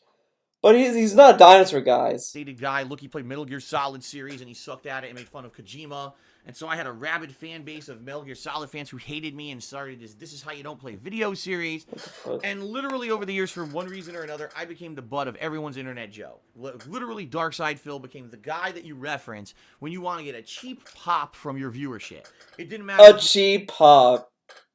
You were an up-and-coming guy or gal starting as a streamer or a content creator, or if you were a ginormous person when you want to get a cheap pop from your viewership. It didn't matter if you were an up-and-coming Yes, guy. everyone that shits on DSP did it for a cheap pop. The reason why fucking whatever Guy or gal starting as a streamer or a content creator, or if you were a ginormous person with 1 million subs and super popularity and all of that, no matter who you were, if you mentioned Darksfadil as a joke, you got a pop, right? A cheap pop is what they call it in pro wrestling. Look how delusional this is. So apparently, if anyone mentions DSP, they're gonna get 1,000 million views, dude. Dude, like Detractor videos don't even get that much they don't even get 1,000 views as much anymore. I mean, they might bring in like 1,000 on a good day, but they don't come in droves. Like, it's not really that cheap. Like, PewDiePie doesn't even talk about DSP that much. No one talks about him. Like, honestly, it's mostly like Lightside Bill, Tevin, me, Mighty D, D Davidson at times. I mean, I think he's on vacation right now. Just not that many people. And it's like, a few people. I mean, I can't remember names. I'm a fucking idiot, dude. Okay? Sound good? You go to someone's hometown and you shout out the hometown to get a big pop from the crowd. So making fun of me was the way to get that cheap, laugh out of the viewership. All right. A cheap laugh, sure. And, I had to... Dude, like, he thinks he's he's so well known on the internet, but he isn't. Like, he was like probably in the early 2000s. I mean, not early 2000s, but early like 2010s, like 2010, 2012, 13, whatever. But like now, if you bring him up, people will be like, "Who's that? What's a darksfadil? What's a dark?" I mean, there's always new detractors, sure, but it's not that big. Like, people did move on in a lot of ways. So DSP is a little delusional about this, honestly, but whatever. To live with that. I absolutely had to live with that. And over the years... Oh yeah, you had to live with that. Oh man. What a victim. Jared's wife who had to deal with mental abuse and all this stuff. Yeah, she's a victim, but she's not darksfadil. Come on. I saw my business decline and decline and decline because of it, and there was nothing I could really do about it. He didn't capitalize on it. If he fucking capitalized on it, he would be bigger. Like, if he just said, like, yeah, it's like a game, fuck it, and just go all out on it, he probably would be bigger and probably less hated. But he didn't. He bitched, he cried, and he still doesn't go with it. He still doesn't go with the punches. He doesn't capitalize on it. He fucking pussies out of fighting games now. He fucking hates it. He gives us, like, what, 2 hours of online ranked matches now in Mortal Kombat 11? Do you know how fucking boring that is? He spends more time in doing offline content in Mortal Kombat 11 than online. So he doesn't capitalize on on the rage. Now, of course, you could say with Theo, it's a little embarrassing and pathetic to see a grown man rage at a fighting game, but at the same time, he could just say, I am playing a fucking video game. Of course I'm gonna get angry, dude. What the fuck? Like, he could have just played it off like that, but no, instead he takes it so personally, like, oh, guys, I'm not always angry. No one likes to see me angry, guys, so I'm gonna play Minecraft and go to sleep during gameplay. Like, who fucking cares? And the thing is that he tries to force these chill streams on us and that no one cares about. But okay. No recourse I had as people stole my content on YouTube and made negative videos about me constantly.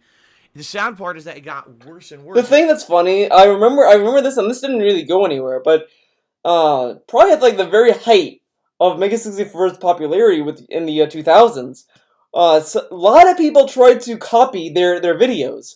There was a video called Mega 64 Mirror's Edge, and it's not the one that they released in 2010, I think.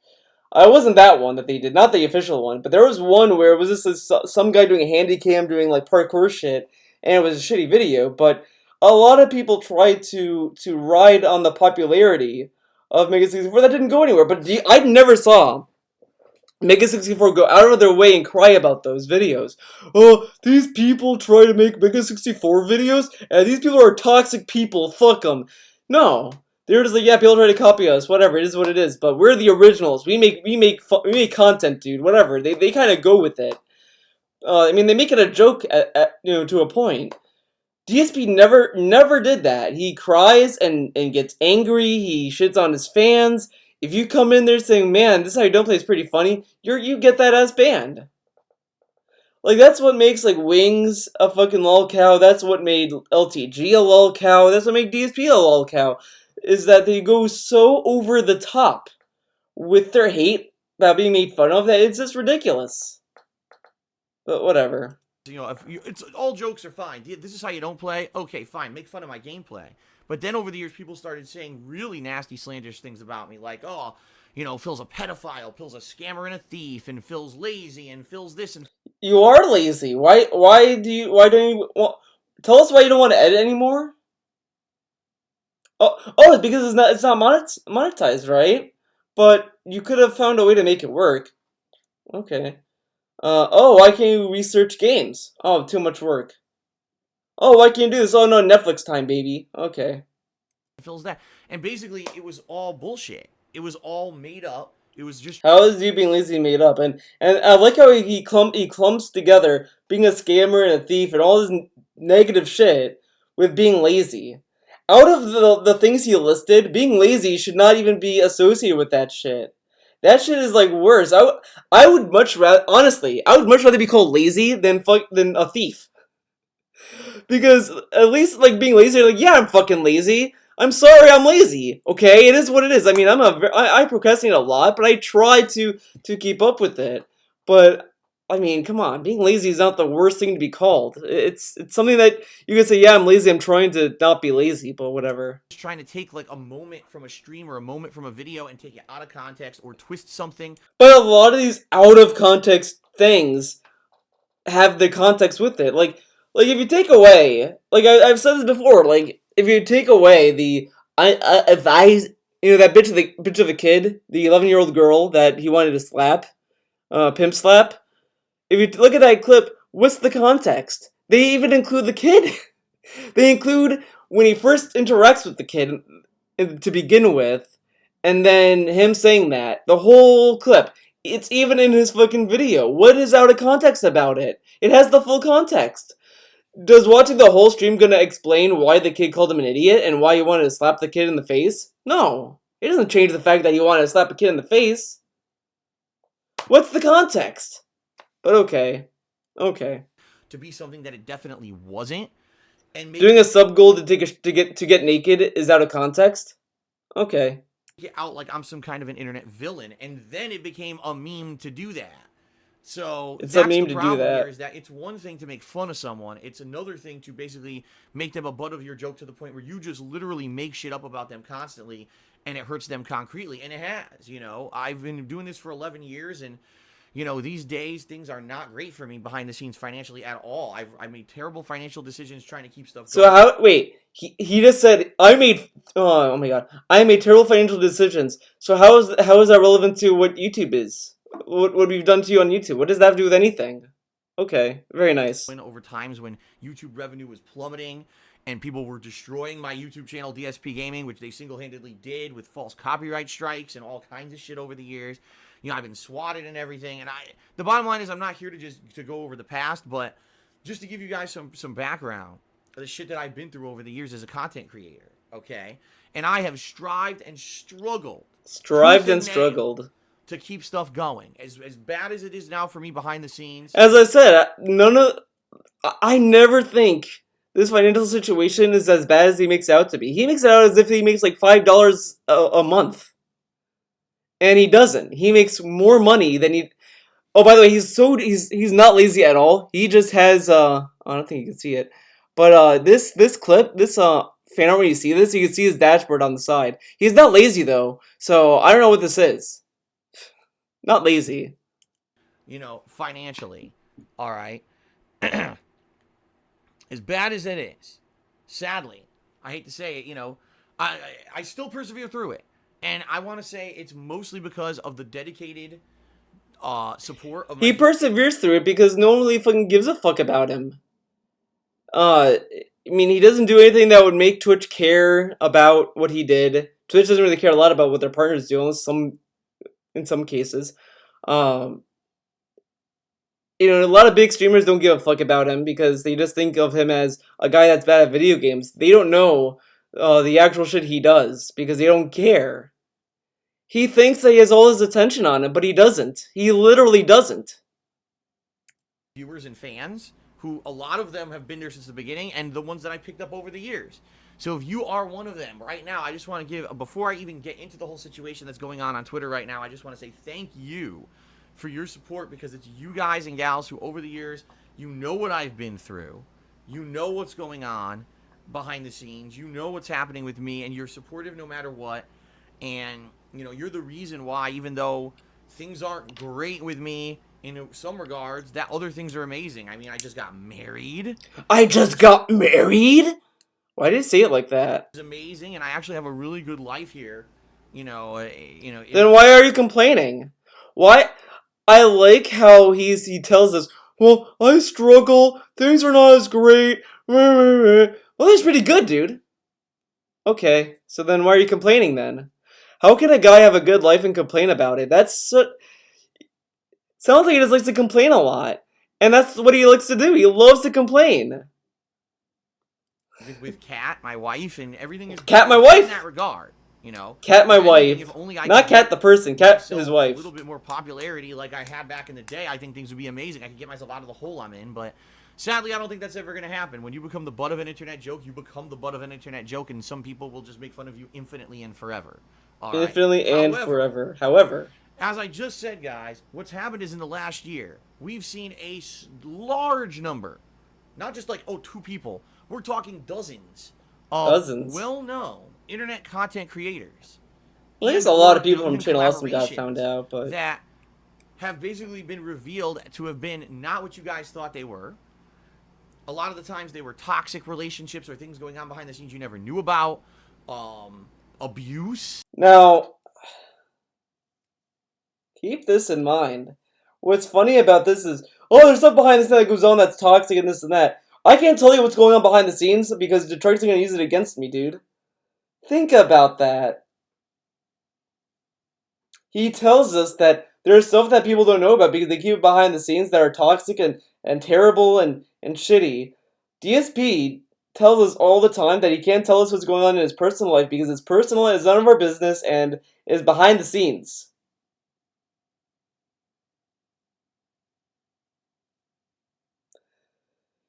Kinda sounds like some toxic shit could happen behind the scenes and we will never know about it because he won't tell us, right? Man, imagine if Kat got a divorce and decided to go on YouTube and air out some shit, right? Dude, what What if the whole time Kat is like, Phil, I want to get married. No, Kat, over the buddy. Well, Phil, if you don't get married, I'm gonna leave you, and I'm gonna go on YouTube, and I'm gonna air out a lot of shit about you. He's like, oh, okay, we'll get married. We'll get married. Okay, Kat, are you happy? Are you happy, Kat? Yes. Now, Phil, I will cook, but you need to cook when I have to go to work. If you don't cook for me, if you don't spend time with me, Phil, I'm gonna air out some lunch. Dude, what if Kat is blackmailing him? Holy shit, Kat is extorting Phil. Holy shit, you know what? Dude, that's a toxic relationship. We'll never know. We'll never know because he won't tell us.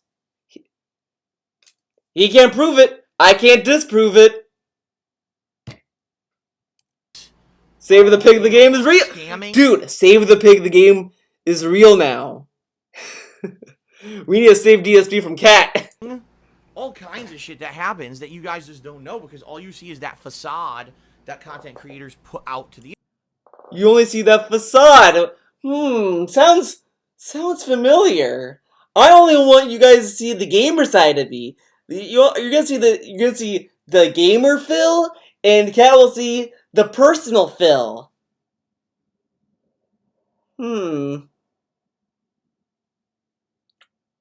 Weird. Very weird. Kind of a weird flex there, buddy. The internet, right? But what we're finding now in this modern day and age is that you can't get away with anything. Okay, you can't. When you are a content creator on the internet, your life is public. It doesn't matter how much you try to hide or keep behind the scenes. If you do something, no matter what you hide behind the scenes. You know what was behind the scenes that DSP didn't tell us and will never tell us and is probably trying to find a way to lie about it? He stole Kat from Subaru Man. Just go to his chat. Go in with the sock. Don't go in with the account you want to keep. Go in with the sock account and say, "Hey Phil, Subaru Man," or just say Subaru. You'll get banned. Oh my god, what is this? Oh. Just mention Subaru Man. Mention him. See what happens. Talk about Kat's past. Talk about, well, maybe not Cat's past because that to a degree he has a point with trying to keep whatever, but try to see why he's not going to talk about how he met Cat. I mean, let me tell you, it's a well odd. Wrong, you're gonna get caught and you're gonna get called out for it. It's just going to happen. Okay. Sounds when people called him out for stealing Cabu from Superman, he didn't really own up to it. He just said, "No, man, that's a lie. Toxic. Ban." I wonder why he wants to ban Subaru Man from his chat so badly. So badly. I think he even, auto-banned Jeff. I think he did. I don't know. I don't remember if he did or didn't. Someone might have to correct me on that, but I'm pretty sure he did auto-ban Jeff. Or people will just get banned for mentioning Jeff in his chat. So, very honest. Okay. So, the truth of the matter here is, for me, I've made many mistakes over the years, and people have called me out for them fairly, and then sadly, a lot of people always make... Fairly? Is that why you banned them? When people call you out for not going to Twitch, you said that they're dumb. You said that it's never gonna work, whatever. You tell them, they told you to upgrade your camera to 720p. You said that's not fair, that's a detractor meme. Make shit up and call me out for stuff that's completely unfair and not true. And I've been destroyed for it in a lot of ways. You remember 3 years ago, guys, a little over 3 years ago at this point, I had an unfortunate incident on stream. You're really gonna, whatever. Where the webcam was left on inadvertently. And even though, thank goodness, I don't have any kind of a setup where you can see much but my face, and the mic was muted, it was insanely embarrassing. And this became a huge internet meme across the entire internet. I became the laughing stock of the internet, as if I wasn't bad enough that I wasn't, a laughing stock. I definitely became a laughing stock at that point. All right? And what? If people had not made fun of me up to then, I mean, now it was like, this is it. This is the guy you make fun of. This is the guy who did one of the most embarrassing things ever on the internet, and he'll never live it down. He's going to definitely fall into oblivion now. We'll never see him again. Oh yeah, he's gonna fall into oblivion with that. Yeah. Okay. That was it, and people kind of wrote me off. But instead of taking it Not the toxic shit that he does. No. He put so much fucking worth in that incident. It's kind of sad. It's really sad. Out of all the things you do, you think that the fapping incident is the big thing. that I spun it into a joke, into a positive, and said, "Yeah, Oh, so Pro Jared should spin everything he did into a joke. That would work, right? I'm sorry, but it's really not comparable to say that the fapping incident is the same as treating people like shit. Channel Awesome got found out for treating people like shit. They don't treat their employees well at all. I mean, there's a lot of issues with that. And then you have like Pro Jared, obviously, who treats people like shit. But you're gonna compare that to fucking fapping on stream? Really? Really? happened, and there's no way I can deny it, and it's something that is really fucking stupid, and obviously I'll never make that mistake again, but I laugh with it, and I will laugh with all of you as you make fun of me, because admittedly, it's pretty fucking funny that it happened, and the way that it happened, alright? The way that happened wasn't even funny. It was just, he left his camera on. It was pretty straightforward, but whatever. And because of that, because I approached it like that, it actually, in reality, was not that much of a negative in the short term. It ended up becoming like almost a boost for me, which was a boost. Well, of course, you're a lolcow. Lolcows always get boosts in views. Come on. It obviously was an accident. It's not anything I would have planned. But it was pretty wild the way that it kind of... Pretty wild, huh? Actually gave me kind of a boost of popularity 3 years ago. All right? But that boost of popularity did not last. It was very short-lived. Maybe for about 3-4 months, I got some hype behind my streams. People wanted to come by. Oh, is that the guy that did that? And this is gonna be the same.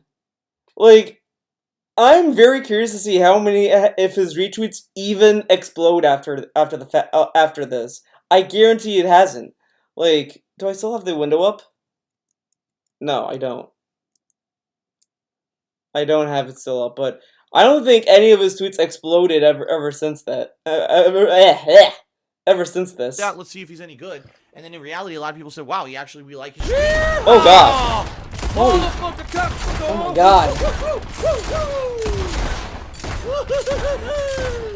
Classic Phil claimed that he don't care about drama. Goes on pre-stream and talks about drama. Thanks for the $15 tip, Henrik. Really appreciate that. You're the tip leader. I totally forgot that's the $15 tip notification. Oh, that's a good one. I also added some new ones too, by the way. Like, I think I added a $20 and $25 notification, so there's that. But yeah, that's pretty cool. Thanks for the $15 tip, Henrik. Will be supportive, right?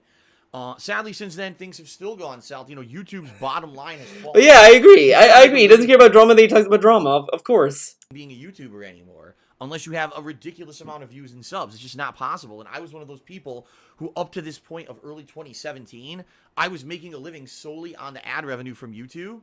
And when YouTube's ad apocalypse began, you know, full-time interactivity. We're really just going to skip through this. We don't need to hear about the sob story about YouTube and Twitch. And so, even though we had this really embarrassing thing happen and challenging for me, I still have a dedicated fan base, and I still put out streams every single day when I can. Before people I get a day off to spend with my wife. Skated off every other day of loud noises. And you know, it is what it is. That's my life right now. Okay. So in reality, I don't know if Streamlabs allows you to. For a lot of people, I think what they're finally starting to realize is that these people who are content creators, who everyone says are so good and they're wholesome people. I call this the Cosby effect, ladies and gentlemen. The Bill Cosby effect. The Cosby effect. Where there's someone who was in our lives as some kind of a public figure who we believed was some kind of a paragon of excellence, a paragon of morality.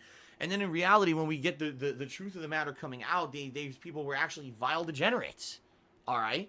And there's lots of examples. I could sit here and cite a ton. I'm really not going to, because I don't want to be crazy about it here. Yeah, he only wants to talk I about wanna start calling out a million Pro names, Dare, but dude. I do want to talk about the one situation in particular that's happening right now, unfolding live on the internet for the last 24 hours. I wasn't even aware of it. I was on my day off yesterday. Okay, My day off from work. Testicle Tuesday. What the fuck is this? Testicle Tuesday was Thursday. Shouldn't it be Testicle Thursday? Whatever. I never expected to see anything like this. He never expected. And I'm not whatever. going to go into massive detail about it. All right, I'm just not. If you want to know the full story, I wonder why he's not going into massive detail. Man, it's almost like he did no research on it. No, I'm not going to say that I did more research than him, but, well, actually, I kind of did, but I didn't get too into it because I never really watched Pro Dare to begin with. The only thing I knew of him is that he existed and he was, like, used as a joke in a Mega 64 video, and that was it. I have not heard of him since, so I don't know what the fuck Pro Dare it is, other than that, but, I know that he cheated on his wife. He treated his wife like shit. You know, that's as much as I know.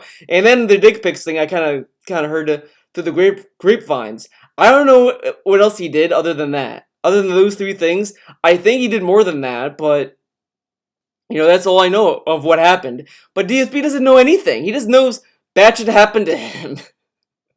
And he wants to talk about it. He used it to get to clickbait, and he doesn't even want to talk about it. This is a redemption run of Phil. Oh my god, Phil, he got him, man. Okay. I urge for you to just go on Twitter or go on social media yourself. There's a million threads and videos already about it. People jumping on the bandwagon to make a buck off of this. Oh, and this isn't making a buck off it? Huh. What a day. Sweet justice is served. I wonder if the tags have Pro Jared in them. Oh, yeah, man. Everyone's jumping on the bandwagon. Don't go to DSP's Twitter, dude, okay? Sound good? Situation, which always happens. I was on my day off. I was like, I'm not going to bother with this crap. But I'm not going to said, Wait. Basically, knowing that I'm always the butt of jokes and I'm the buck off of this situation, which always happens. I was on my day off. I was like, I'm not going to bother with I'm not going to bother with it. But he talked a lot about it on his Twitter. We just went over his Twitter. I mean, of course, it's like, you know, throughout the whole day, those 2 days. But he did talk about him a lot. But okay. He didn't talk about me. He didn't want to get into it. This crap. But basically, knowing that I'm always the butt of jokes, and I'm the guy who I heard about that too. Because, you know, look what happened in 2016, right? I made a post on Twitter, and I said, you know, it's now coming to light that these certain people who everyone thought was kind of wholesome aren't. And being the guy who never was able to get away with anything, what I've learned over the past 11 years is that you can't. When you do something wrong as a content creator, your life is public, and people are going to find out and call you out for it. You're not going to be able to hide it or get away with it. And it's a shame that you've got people now who are failing because of cheating on their significant others. It's a shame that people are failing because they're shitty people. Yeah, it's a shame that Pro Jared is not popular anymore because he's a toxic asshole. What a shame. Okay, that's a weird way to say that, but okay. Whatever you say, Dark. Or scamming people behind the scenes. And so now, wait, what? But isn't scamming like... Oh my god. Why is scamming separate? Scamming is like part of this of the content. If you're gonna scam people, you're gonna make it part of the content. And that's what they're failing for, even though they had ginormous successful fan bases and viewerships, instead of on the quality of their content. Imagine.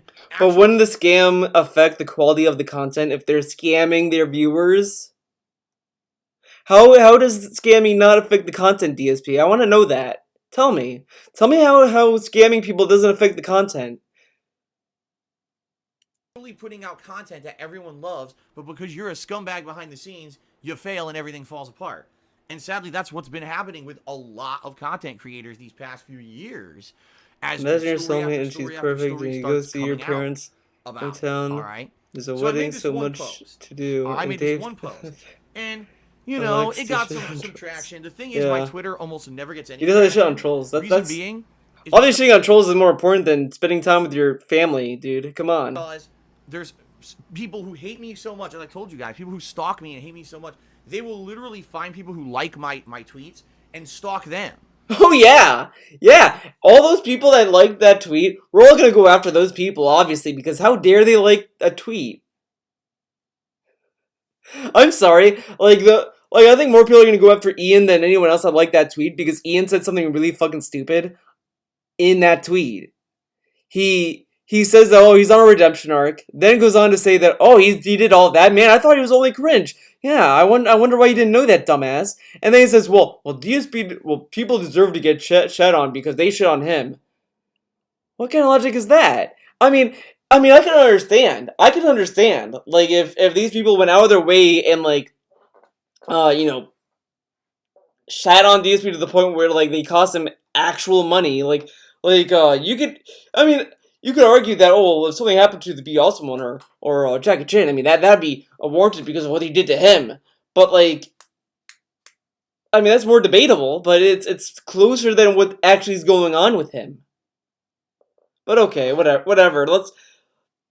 They're like, if you like anything Phil puts out there, we're gonna come after you and we're gonna harass you on social media and shit.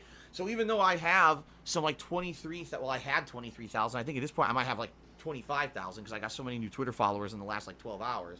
But and that's why he talked more about it. I guarantee. You know what it is. He posted that vague tweet, so it's like a win-win for him. It's either going to be a very popular tweet, and that's going to validate him and make him continue talking about it, or it's not going to be as popular, and he doesn't have to go into it. You see how that worked for him? And I didn't think about this at all. He posted that tweet to test the waters, pretty much. He was like, man, should I capitalize on this drama? But I don't know if it's going to get me anywhere. Well, I'm going to make this vague tweet that's not really about him, but if people like it, I can get into it because I left the door open there. But if no one goes out, makes it popular or whatever, I don't have to go into it. I said what I had to say on the tweet. Big ups. DSP tested the waters and he got a big head out of it. Like 23,000 Twitter followers, but in reality, when I tweet, 400,000 people see my tweets. That's not an exaggeration. 400,000? Okay, whatever, sure. Things to figure out how popular actually is my Twitter account. Even though it says only 23,000 people follow me, I get like over 400,000 impressions on every fucking tweet I put out. Even though no one likes or retweets them, like tons of people see my tweets. Sure. Okay. Is that why your view count stays the same every time you stream? I put out this tweet and didn't really get a lot of traction. I think it maybe got between like 100 to 200 likes or something like that on Twitter. All right. So later in the day, I come home and finally, I had a busy day out with my wife. I come home and now it's time to relax. I'm unwinding. I open up Twitter again, and people have contacted me, and they're like, "Man, did you really see the whole situation or whatever?" And one person in particular says, Phil, you do realize that this person who his life has fallen apart in the last 24 hours for infidelity, cheating on his wife, and a million other things going on behind the scenes. You do realize this person 3 years ago shitposted you for absolutely no fucking reason to get... How dare Jared shitpost DSP? That's the true crime here. Not that he solicited sex from his fans or that he treated his wife like shit. No. That's not the real crime. The real crime? He said DSP was some hilarity on the internet. That's the crime.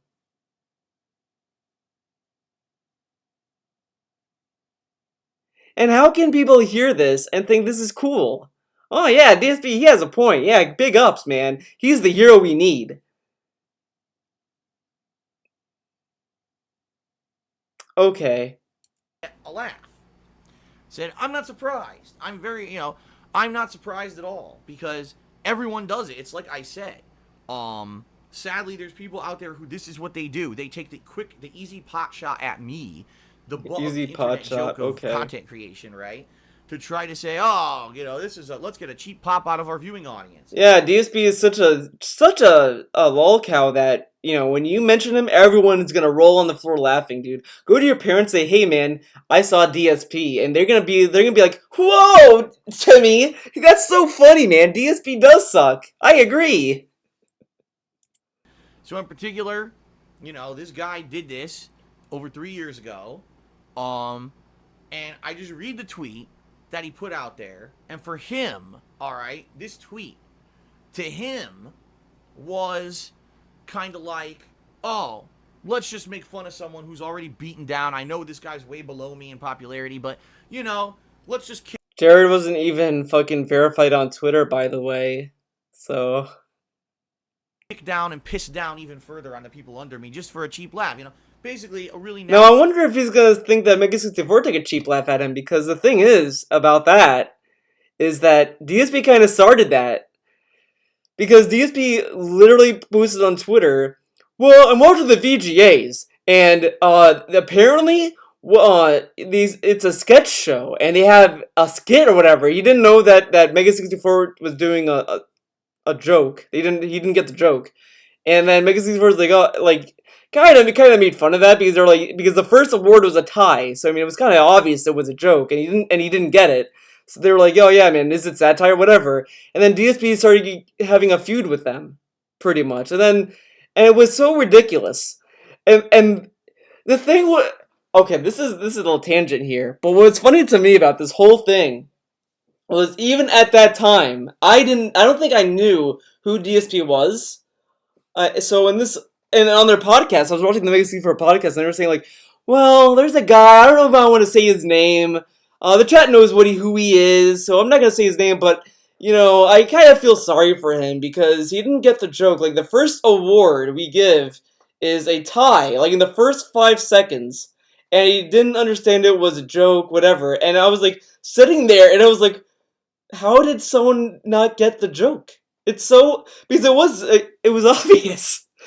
So, like, years and years later, when I got into the darksfadil content, I was like, holy shit, it was him! It was darksfadil the whole time! Holy shit! It blew my mind that he had a run-in with Mega 64.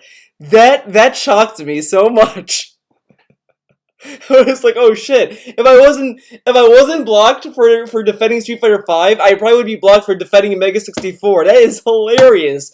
It was like such a crazy retrospective on my part. I was like, holy shit! It was the guy. It's the guy. That was insane. That blew my mind. malicious thing to do, just to get cheap. So I wonder what these people would say about that, because I mean, it wasn't like Mega 64 didn't go out of their way to talk about him. He went out of his way to talk about them. And they weren't really being negative about him either. They didn't say he's a shitty person or anything. They were just like, yeah, man, he didn't get the joke. That's kind of funny. They just thought it was funny that he didn't get the joke. And that's pretty much it. So I'm very curious as to what he would say about that. Popularity out of your audience. It was completely irresponsible what this guy fucking did. I never had said a negative word about him. Okay. I didn't know much about him. In fact, if you guys don't know, I went to Screw Attack Gaming Convention in 2013. This was when they used to have these big conventions in Texas. And this is another like a change in the history, because what happened, he wasn't talking about Pro Jared. He was talking about the angry video game nerd at the time. But now the story changed conveniently. Texas, and I was one of the guests, you know, a content creator guest at the event, but almost no one came to see me. They all came to see this particular guy, all right? And this guy had previously been a part of Screw Attack as a content creator, and then went off to do his own thing and become actually popular on YouTube. So he was one of the featured guys at the event, right? So I'm just imagine. What is it? How? What?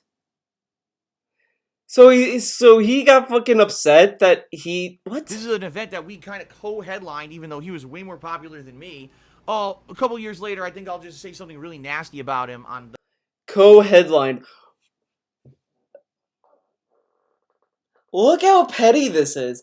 And the thing is, I was watching Kevin's restream of this, and I didn't get the whole part here.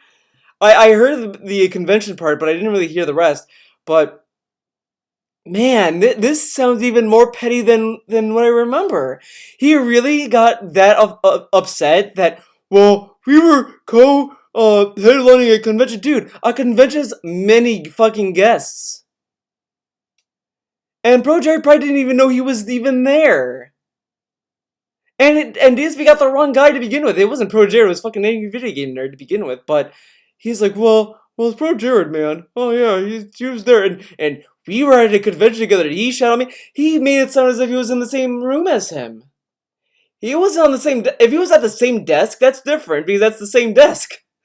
But I mean, look how fucking pathetic this is.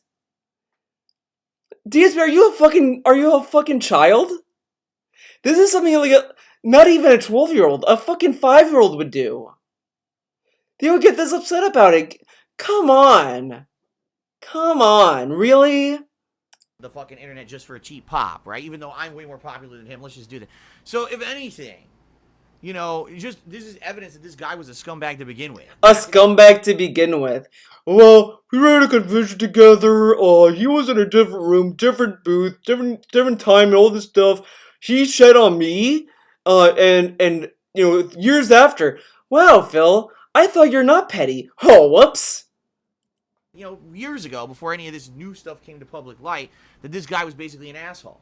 Okay. Now at the time, this is funny. I kind of like this is funny. Like people like call the detractors petty. Well, the detractors are petty. They focus on nonsense and hate on DSP for these dumb reasons. Look at the haters, man. They hate him because he does dumb shit. Oh, they hate him because he makes money on Twitch, man. Look how petty they are.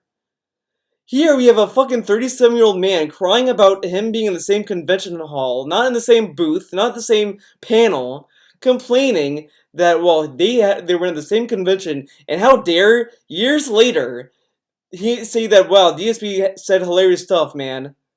And he's crying about that. Oh, but that's not petty at all. Oh, but the detractors saying that DSP makes money on Twitch, that's petty. Get the fuck out of here. If you're gonna complain about how detractors are petty, and you listen to this and think this isn't petty, then you don't know what petty is. This is the definition of petty. And he doesn't think he is. I mean, if he said this is a petty point, that's fine.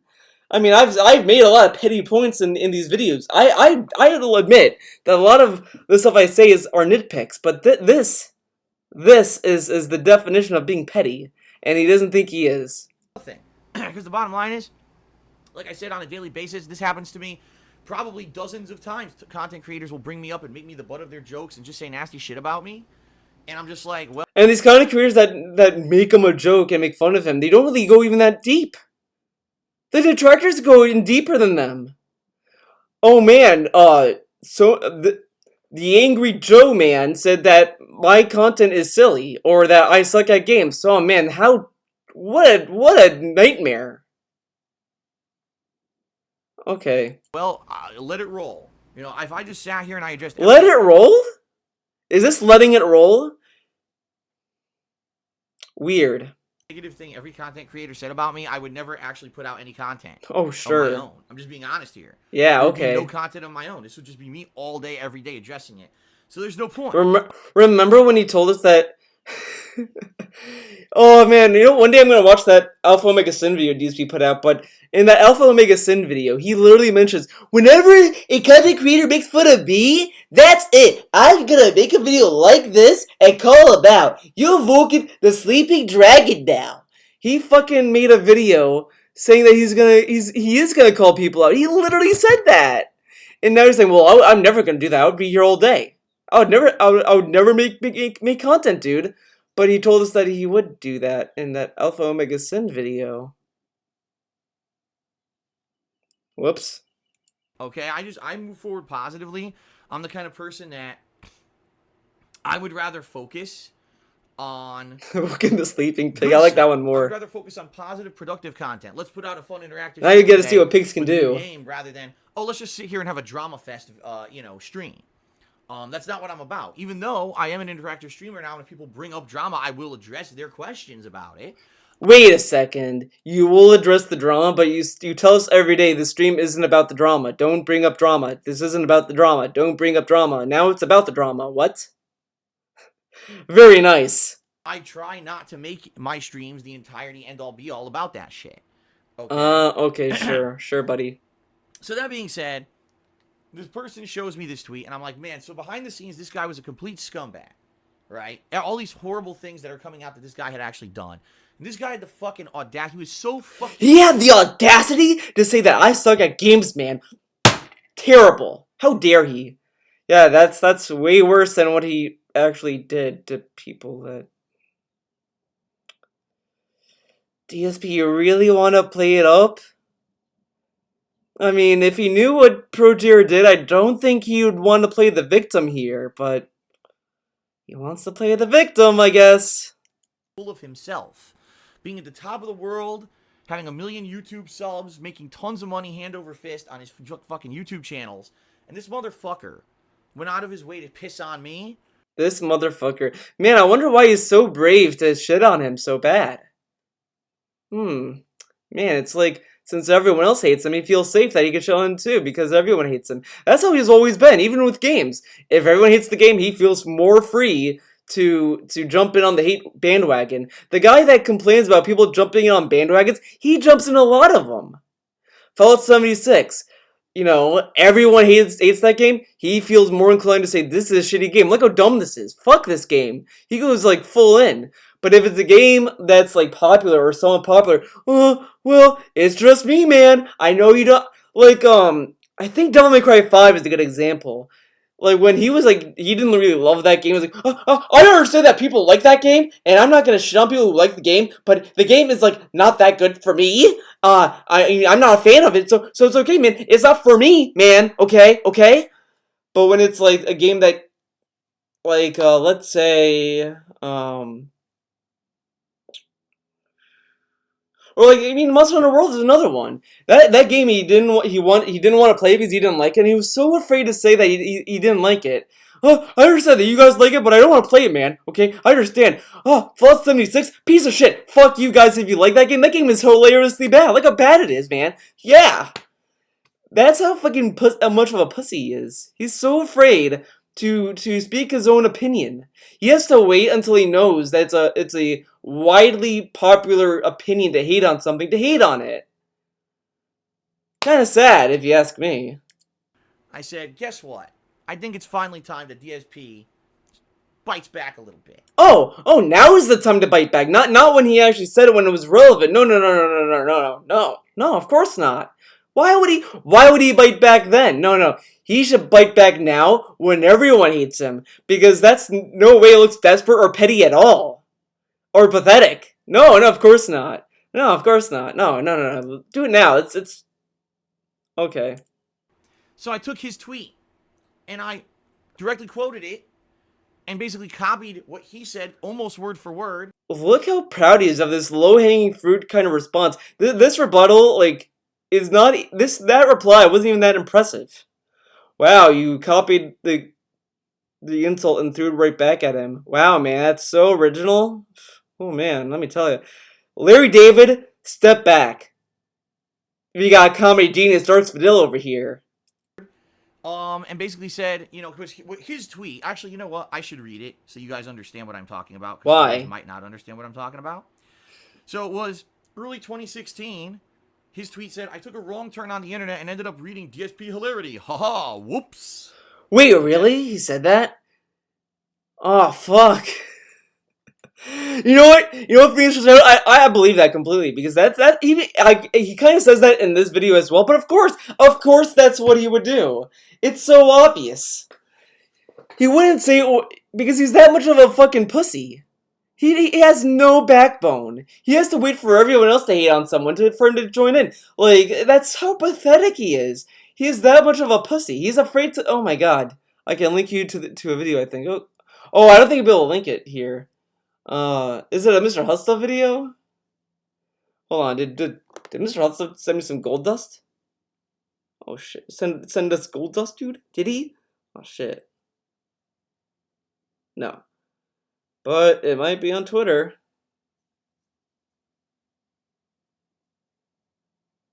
Getting derailed, dude. This stream is getting derailed, man.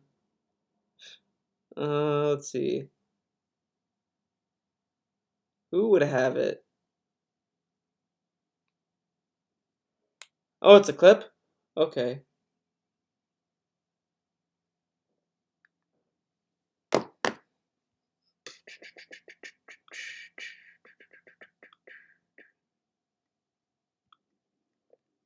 Copy link. Hopefully I can do it. Sometimes it doesn't go that well for me. Just a fair warning to all these bigger guys who have punched Oh no. No! God damn it. Fucking work!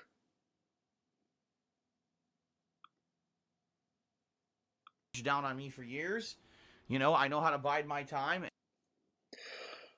Oh my god. Fine, fine. Let's see if it buffers as I do this. Jesus. Okay? So that's the usual kind of stab that everyone takes at me. That I'm a joke. You know, I don't do anything productive. I'm a negative, toxic guy. And everything about me is just laugh jokes, right? So I directly quoted his tweet. And I said, took a day off from the entire internet, but Pro Jared hilarity was at top of everyone contacting me and saying, oh my god, like, did you actually wait 3 years to strike back at this guy? And in reality, no. In reality, I had forgotten. In reality, no. Oh, okay. But you sure remembered about the convention, though. Completely about it. Like I said, this is a commonplace thing for me. But someone had tweeted me this and said, are you aware that this guy actually insulted you directly 3 years ago? I was like, no. Well, you know what? Fuck it. All right, so I did that. Okay. And I put out that tweet and people really seemed to like it. They're like, wow, this is funny. You know, it's funny that you're even getting on this, right? So I said, all right, you know what? This is the time and place to do this, because I've been biding my time. I seriously, ladies and gentlemen, have been biding my fucking time for years. I've been waiting for this moment, because everyone wanted to make me the joke. What? But you know what? Biding is what? Biding my time. I seriously, ladies and gentlemen, have been biding my fucking time. I wasn't really biding my time, but seriously, I was. Does he think about what he says? I wasn't biding my time, but I was biding my time. Okay, very nice. For years. I've been waiting for this moment, because everyone wanted to make me the joke. Don't worry, DSP, you're always a joke. You're a fucking bitch. But you know what? Despite all the shit people have done to me, the horrible things they've done trying to ruin my livelihood and take away... How did Pro Jared ruin your livelihood? Tell me again, how did he do it? Was he the SOK? Was he Fred Fucks the whole time? How did he ruin your career? Tell me. I want to know. Financial, you know, my income, ruining my YouTube Again, channel. I want to keep in mind that Pro Jared actually harmed actual people in his life. And we have DSP here acting as if he's the true victim here. Think about that first. Think about that as well. His ex-wife said that Pro Jared was mentally abusing her, like pretty much like blaming her for everything, treating her like shit, soliciting shit with his fans, all this stuff. But that's not the highlight of what he did. What makes him shitty is because he made fun of DSP, man. Fuck off. This isn't something you should brag about, DSP. You shouldn't even be talking if this is what you're gonna say. Trying to get me banned from Twitch, getting me kicked out of Twitch's sponsorship program when I did absolutely nothing wrong. He should be banned. All the fucking online harassment that I've suffered, the swatting, the mental harassment from people, not only myself, but my fucking family and my wife. The mental harassment, okay, whatever. Everyone who gets harassed just because I venture on the internet to make content. So what did Pro Jared do to you then? What did he do? So I decided. I mean, I think he did more damage to the people. Goes as follows. Whatever. Pro tip for content creators: if you've done something worse than this, I'm still here, and you won't be. 1,000 retweets. He's literally just repeating his Twitter at this point. Pretty major content creators saw this and not only liked it but retweeted it. Boogie actually said it. Boogie, oh man, I love Boogie because he's not all cow at all either, right? Of course, everyone loves Boogie. I thought DSP doesn't like Boogie though. Whatever, okay. This is now officially his favorite tweet ever. Oh yeah. And by the way, I should say this: if you're one of the big content creators who did kind of give this post traction, okay, thank you, because it's very rare. It's very rare when I actually get any kind of positivity thrown towards me at all these days. The only people who do it are the hardcore viewers who are here every day on stream. Very rarely do I get any kind of positivity. In fact, I mean, just to give you an example, during my freaking wedding, I posted up the wedding photos, and not a single other content creator on the internet came to me and said congratulations. Wow, what a little princess. No one congratulated me on me getting married. Where were the bouquets from the other content creators? Oh my god, they didn't wish me congratulations. How dare they? I married Kat, my soulmate that you guys will never see ever again, and no one congratulated me. I am suffering. I'm suffering, guys. Okay, little princess. Congratulations, you married Kat. That's that's amazing. I guess that's perfect. Amazing. None. Do you want them to congratulate you for breathing too? Do you want to like what is that? Like why would other content creators give a fuck about him though? And that's the thing that's really dumb. He's like, well, do you, like they don't give a fuck about him. Does he want them to give a fuck about him? Like he's so what a fucking diva. Get the fuck out of here. You know, because I had become the butt of the internet's jokes. Oh yeah, that's why they don't congratulate you, because you're the butt of the internet. Okay, why would but they have nothing to do with you. You don't do collaborations. You don't talk to them. You don't interact with them. You tell us every day you don't want to have anything to do with other content creators. You just want to play games and have fun. Why would random people that you don't want to talk to wish you congratulations? Why? Why would they do that? You're not like God's gift to YouTube, dumbass. Why would anyone give you a fucking congratulations? Oh, because you make content? You make videos? Who fucking cares? Why would Mega64 congratulate you marrying Cat? Why would they care? They have nothing to do with you. They don't talk to you. Why would an angry video game nerd talk to you? Why would anyone? You don't want to talk to them, dumbass. Like, he expects everyone to stop what they're doing to talk to him, and that's always the case. When he was talking about Machinima and how they didn't treat him right or whatever the fuck, he was like, well, Machinima didn't align any collaborations with me, man. That's not their job to. You're supposed to seek the collaborations, not Machinima. He expects everyone to do all the work for him. So why the fuck would they congratulate him if you never talk to them, dumbass? Think about it. Okay. And so to actually interact positively with DSP was like the kiss of death. Don't get, that guy's toxic. In reality, I'm not the toxic. Oh yeah, that's why they don't talk to you, because you're toxic. I think they don't talk to you because they don't care about you, Phil. I think that's why these people don't talk to you. The people that say that, oh, he's talking to him, are probably like small to medium-sized content creators. Like, people that are in his league, they probably don't want to talk to him because he's toxic, and he is. Look what happened to Drunken Peasants. He didn't even want to talk to them. But okay. GG. It's the people who have turned me into the internet's joke that made the toxic situation what it is. But he's the king of suffering. Nice. Again, Pro Jared's ex-wife that he treated like shit, that's not the real victim. DSP is the real victim, dude. Come on. Fuck off. It was actually nice to actually see some people come out and do some positive stuff towards me. Oh, liking a tweet is positive stuff? Dude, like, he has gotten this before, and it didn't really go anywhere. It literally went nowhere before, and it's gonna go nowhere again. The most that he might get is another whale to come up. And the whale is probably gonna be special too. But whatever. So thank you very much for that. I appreciate that. Okay? I appreciate that. Positively shared, this, I appreciate it. So anyway, I put out this tweet, and overnight it went viral. What a Valley girl. Sharing it or whatever. He is such a Valley girl. Oh my god, guys, you see how many likes and retweets I have? It's amazing, guys. I'm like super popular now. Let's see if I can watch the video. Let's see if Twitter's gonna let me. And I'll be keeping an eye on you. We'll see what happens. God damn it. Twitter and Twitch do not get along with OBS, I think. A warning to all these bigger guys who have punched down on me for... Yeah, I don't think Twitter likes me.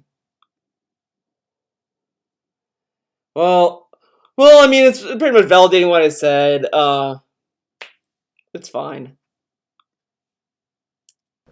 I gained, no lie, at this point, probably about 1,500 Twitter followers, if not more. The thing is, this tweet is going viral. Like, in the last hour, it's gained over 1,000 likes, and it's actually gaining traction, getting more and more. My Twitter feed is exploding with people. Now, the thing is, I know it's not going to last. This is the kind of calm down, and I'll be very honest with all of you. I have no idea if any of you are actually here on the string positive effect to come. So much shit that's happened to me over the... Look, you want a positive effect to come from this.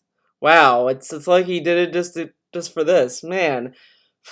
Sounds like he's... Right click, open a new window. Oh, wait, does that work? God damn it.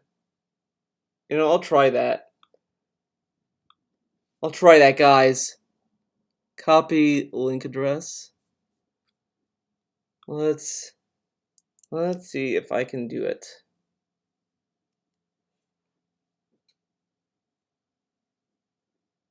Oh, get out of here.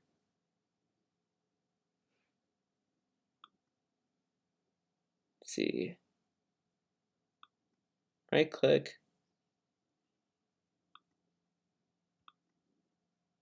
Just a fair warning to all these bigger guys who have punched down on me for years. It's not letting me. It's not letting me, man.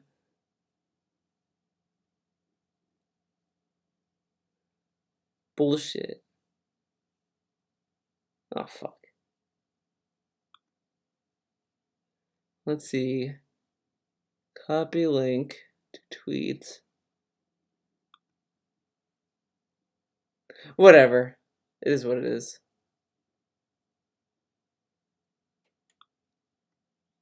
Maybe if I make it its own window.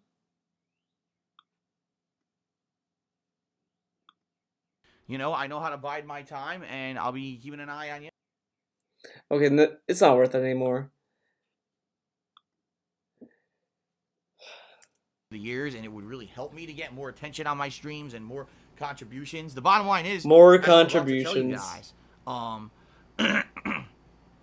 the bottom line is, I rely pretty much solely Goes on right into crowdfunding begging. in order to keep things going. I used to make a living doing dramatically rely on crowdfunding now. In fact, what he's pointing out is that his worst moment is nowhere near as streams as a result of this, and people, wow, Phil actually isn't the bad guy that people always purported him to be. In fact, what he's pointing out is that his worst moment is nowhere near as bad as what people built. Great, I love it. In fact, I think my content's better.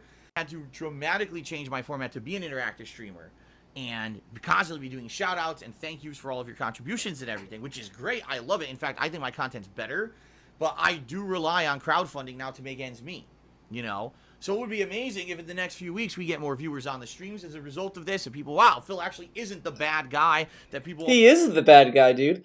Yeah, well, if you compare yourself to Hitler, you're pretty good. Ugh. I mean, really? I mean, I'll be redundant at this point, but just because he isn't Jared doesn't mean he's a great guy either. I mean, again, it's not like, well, GSP is fucking Satan. It's not that either. He's not a good content creator because he bans people too easily. He treats his fans like shit. Like, it's a little bit more than just, well, at least he didn't abuse a cat, right? Well, we don't know. He doesn't tell us. He doesn't tell us how he is with Cat. Come on. Always purported him to be. In fact, what he's pointing out is that his worst moment is nowhere near as bad as his worst moment. So it wasn't a bad moment when you aired Leanna's mental health to the internet. That's not bad. Oh, okay. Shitting on the Apex composer for no reason. That's not a bad moment. Okay. Okay, I mean, whatever. I mean, I guess those are all subjective. Will make it out to be. Look at how all these other content creators actually were secretly shitheads behind the scenes, and we've been supporting and giving them crowdfunding for years, and they never fucking deserved it because they were toxic scumbags. Wow. Well, in reality, DSP wasn't so bad. He's certainly not perfect, and he makes tons of mistakes. But he's still an entertaining guy that we maybe should have not beaten down as much as we did over the last 10 years. Of course, that's what's gonna happen. And then he wouldn't be in the situation he's in. Man, I wonder why you didn't talk about this with Channel Awesome nonsense, right? I wonder why. So the bottom line is this, guys. Thank you so much for any kind of... But this will just be another flavor of the week. It's the same shit, like, even with the Hollywood nonsense. I mean, stuff happens every day there. But okay. Positivity, alright? And the truth of the matter is that, like I said, I don't expect anything. I really don't expect anything long. I don't expect anything long term, but I expect all this stuff to happen, though. As a positive effect of this at all, as much as I would like it, I've got over 1,000. But even then, honestly, what also could happen is that these new followers and new people could just become detractors because the thing is they might have just known him from the memes. But when they watch his content more and more over the years, they might realize, wait a second, this guy is an asshole. I mean, he thinks just because he gets new viewers that magically all the stuff is going to be forgiven or stuff is going to vanish. I mean, okay. People who follow me on Twitter, those people aren't gonna stick around because they just want to see drama every day. You know, they're there to, oh well, who's Phil gonna attack and take? Yeah, that's exactly it. That's why you got all those tweets and even then, like those tweets were probably ironic tweets. On top of that, like, oh look, a lol cow is making fun of this guy. Wow, man, like that's pretty much all it becomes. I mean, that's all it is. It's pretty much people saying, man, imagine being such a toxic person that a lol cow is making fun of you or whatever. I mean, that's pretty much all it is. It doesn't really change his position in the hierarchy of being a lol cow. It doesn't make him less of a lol cow. But okay. He's gonna be positive, dude. He's gonna be as big as PewDiePie now. He made it, guys. He finally made it. It took him 10 years for ProDare to fail for him to be successful again. Man, that's not pathetic or sad at all. I'm probably not going to. You know, this is just kind of a one-time thing where this is a situation I had a chance to strike back on someone who was nasty to me 3 years ago. Nasty to me. Dude, okay. Let's ignore what happened with ProDare. Let's say that this never happened. He was a good boy all along. Nothing bad happened.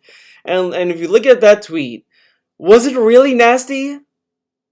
Out of all of the things that was thrown at him, was that tweet really nasty? No.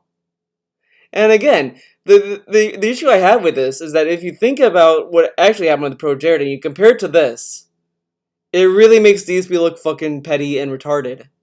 Because he's pretty much saying like, well, look what he did to me, man. I'm a victim too.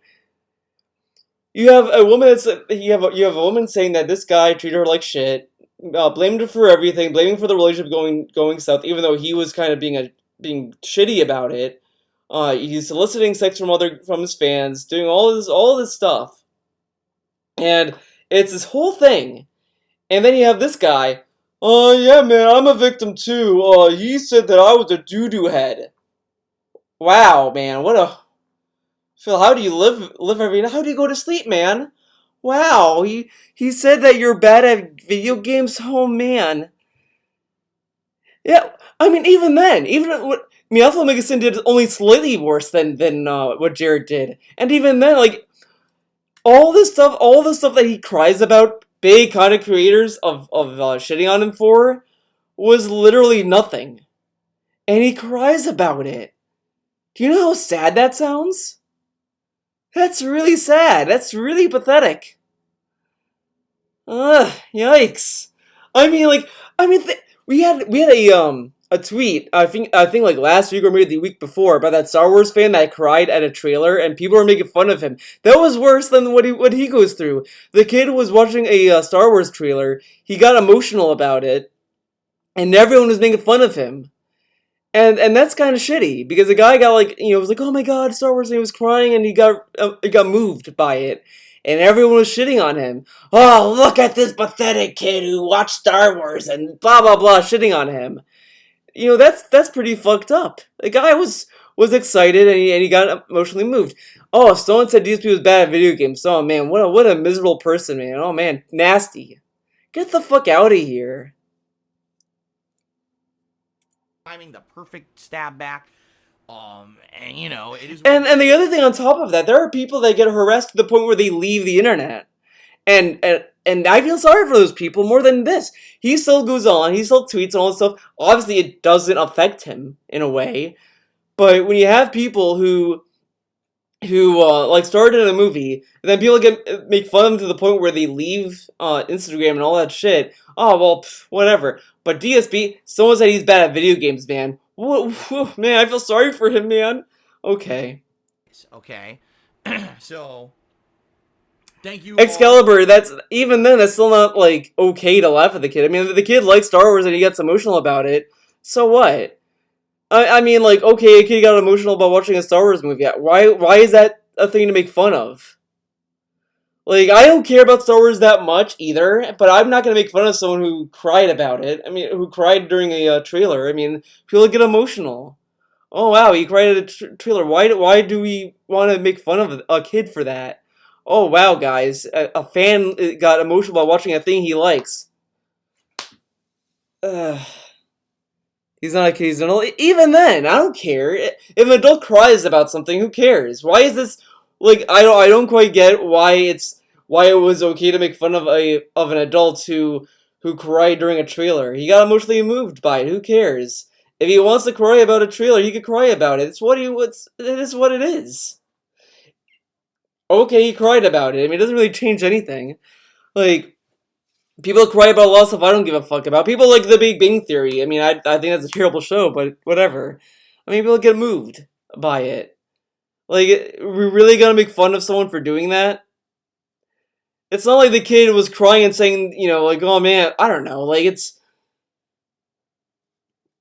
I just don't think it warranted being made fun of for.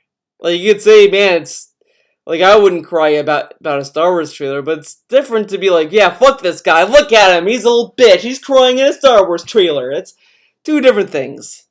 God forbid people have emotions over stuff they like. Yeah, I mean, he's not a kid, Theo. I fixed that. Quit trying to make it like he's 16. Okay, fine then, he's a fully grown adult. Who cares if an adult cries? Wow, an adult cried at a trailer. Man, I mean, it's as dumb as saying, wow, look at a 37-year-old playing bad at video games. I mean, who fucking cares that much about it? Like, we're really gonna make fun of a 40-year-old man crying at a Star Wars trailer? I mean, it's kind of dumb to kind of shit on someone for. I mean, you could say that, man, I would not cry at a Star Wars trailer or whatever, but I mean, but okay, whatever. It is what it is, I guess. For your support and everything. I do appreciate it. What I'll do now, just very quickly, like I said, I don't want this pre-stream to be... Like, it's not like that 40-year-old guy was crying about being made fun of. Like that's the thing. It's different to cry about, like, if someone says, wow, you suck at video games. He said I suck at video games. Ah! That's one thing. But if you're watching a trailer that you like and you cry about it, that's fine. You like the thing, you get emotional, so what? People cry. 40-year-old man cries. Whoop-de-doo. I mean, it's not that big of a deal. Apparently you care enough to stream all the time about Phil, yet you don't care. I never said I don't care about DSP. I never said that, Heavy Metal Gamer. I don't know if you're new to this, but I never said I don't care about DSP. I obviously care about DSP. But the thing is that DSP cries about nonsense that isn't even worth crying about. It's no one has done anything too malicious about it. Like, if DSP, like, let's say that someone really fucked up, went to DSP's house, did something really fucked up to him. Yeah, that's wrong, and I probably wouldn't defend that either. I've been around for a long time. Yeah, well, you apparently didn't know that I do care about DSP. Obviously, crying about Star Wars trailers isn't nonsense. Seriously, if he likes this. Okay, Heavy Metal Gamer, I don't think you're going to understand the difference between crying about something you like and crying about something insignificant that you could easily ignore. It's two different things, and I don't know what to tell you. Like, if I say you're stupid and you cry about it, is that cool? I mean, it looks stupid. But if you like something and you're like, wow, man, I really like Star Wars and get emotionally carried away with a show you like, that's a little different because it's a passion to a show you like. But if someone says you're stupid or insignificant insults, that's different. If someone goes after someone's family, let's say, like they go like directly for the family, that's fucked up. Star Wars is not significant. It's a fucking movie, but it's significant to him. I mean, if he likes the movie so much that he cries about the trailer because he gets emotionally invested in it. I mean, he's emotionally invested in the show. What's there to be emotionally invested in being called stupid? It's two different things. It's one thing to get emotional about something you like and get invested with and to cry about something that is as insignificant as being called stupid or a doo-doo head. It's not really insulting to.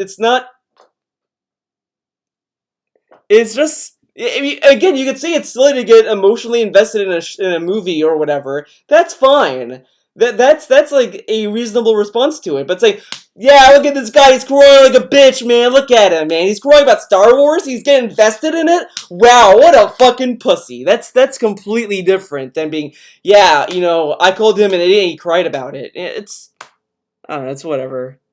So don't make fun of people crying over Star Wars trailers. Don't make fun of Phil for being a retard. Well, Phil does more than being a retard. He scams people. I mean, there's a little bit more to it than him being bad at video games. If he was just bad at video games, I probably wouldn't be doing videos on him. Just saying, Heavy Metal Gamer. I mean, when I first got into the darksfadil stuff, he was just bad at video games, and I didn't really care about making videos about him. But when he started scamming his fans, treating fans like shit, being an asshole to people, being toxic, all this stuff has negative repercussions and has a more of a weight to it, and all the lies he gives. That's more important than, oh wow, man, he didn't know how to use rations. Load of bullshit there. Well, whatever, Heavy Metal Gamer. I guess you'll have to agree to disagree, I guess. I mean, I don't know what to tell you. I don't know what to tell you. Because apparently, saying that crying over something you're invested in emotionally is the same as making fun of DSP. I don't know. I don't know, because it's not like DSP isn't. I mean, well, I guess, you might have a point actually, Heavy Metal Gamer. DSP is invested in money. You know what? I'm not gonna do DSP videos anymore. He's invested in money. That's something that we can all agree with. I like that he treats people like shit, and that's cool. I mean, it's fine. It's fine. Nothing wrong with that. Okay. Wasn't scamming people until a handful of years ago. Oh yeah. Okay. Yeah, I mean, that's why I don't really talk a lot about the stuff that I don't know about. I talk about DSP about the stuff I experienced. Like, again, that's why I say early DSP is probably the only one that's debatably more enjoyable than what he has become. But, okay. He didn't change. I mean, he's a scammer, he's a scumbag, he's a shitty person, and that's all over the years. If he stayed the same way as he was in 2009, 2010, I don't think people would care that much about him in the long term. But when he starts doing all these scams, he treats people more and more like shit, it's gonna get more than what it is. But okay.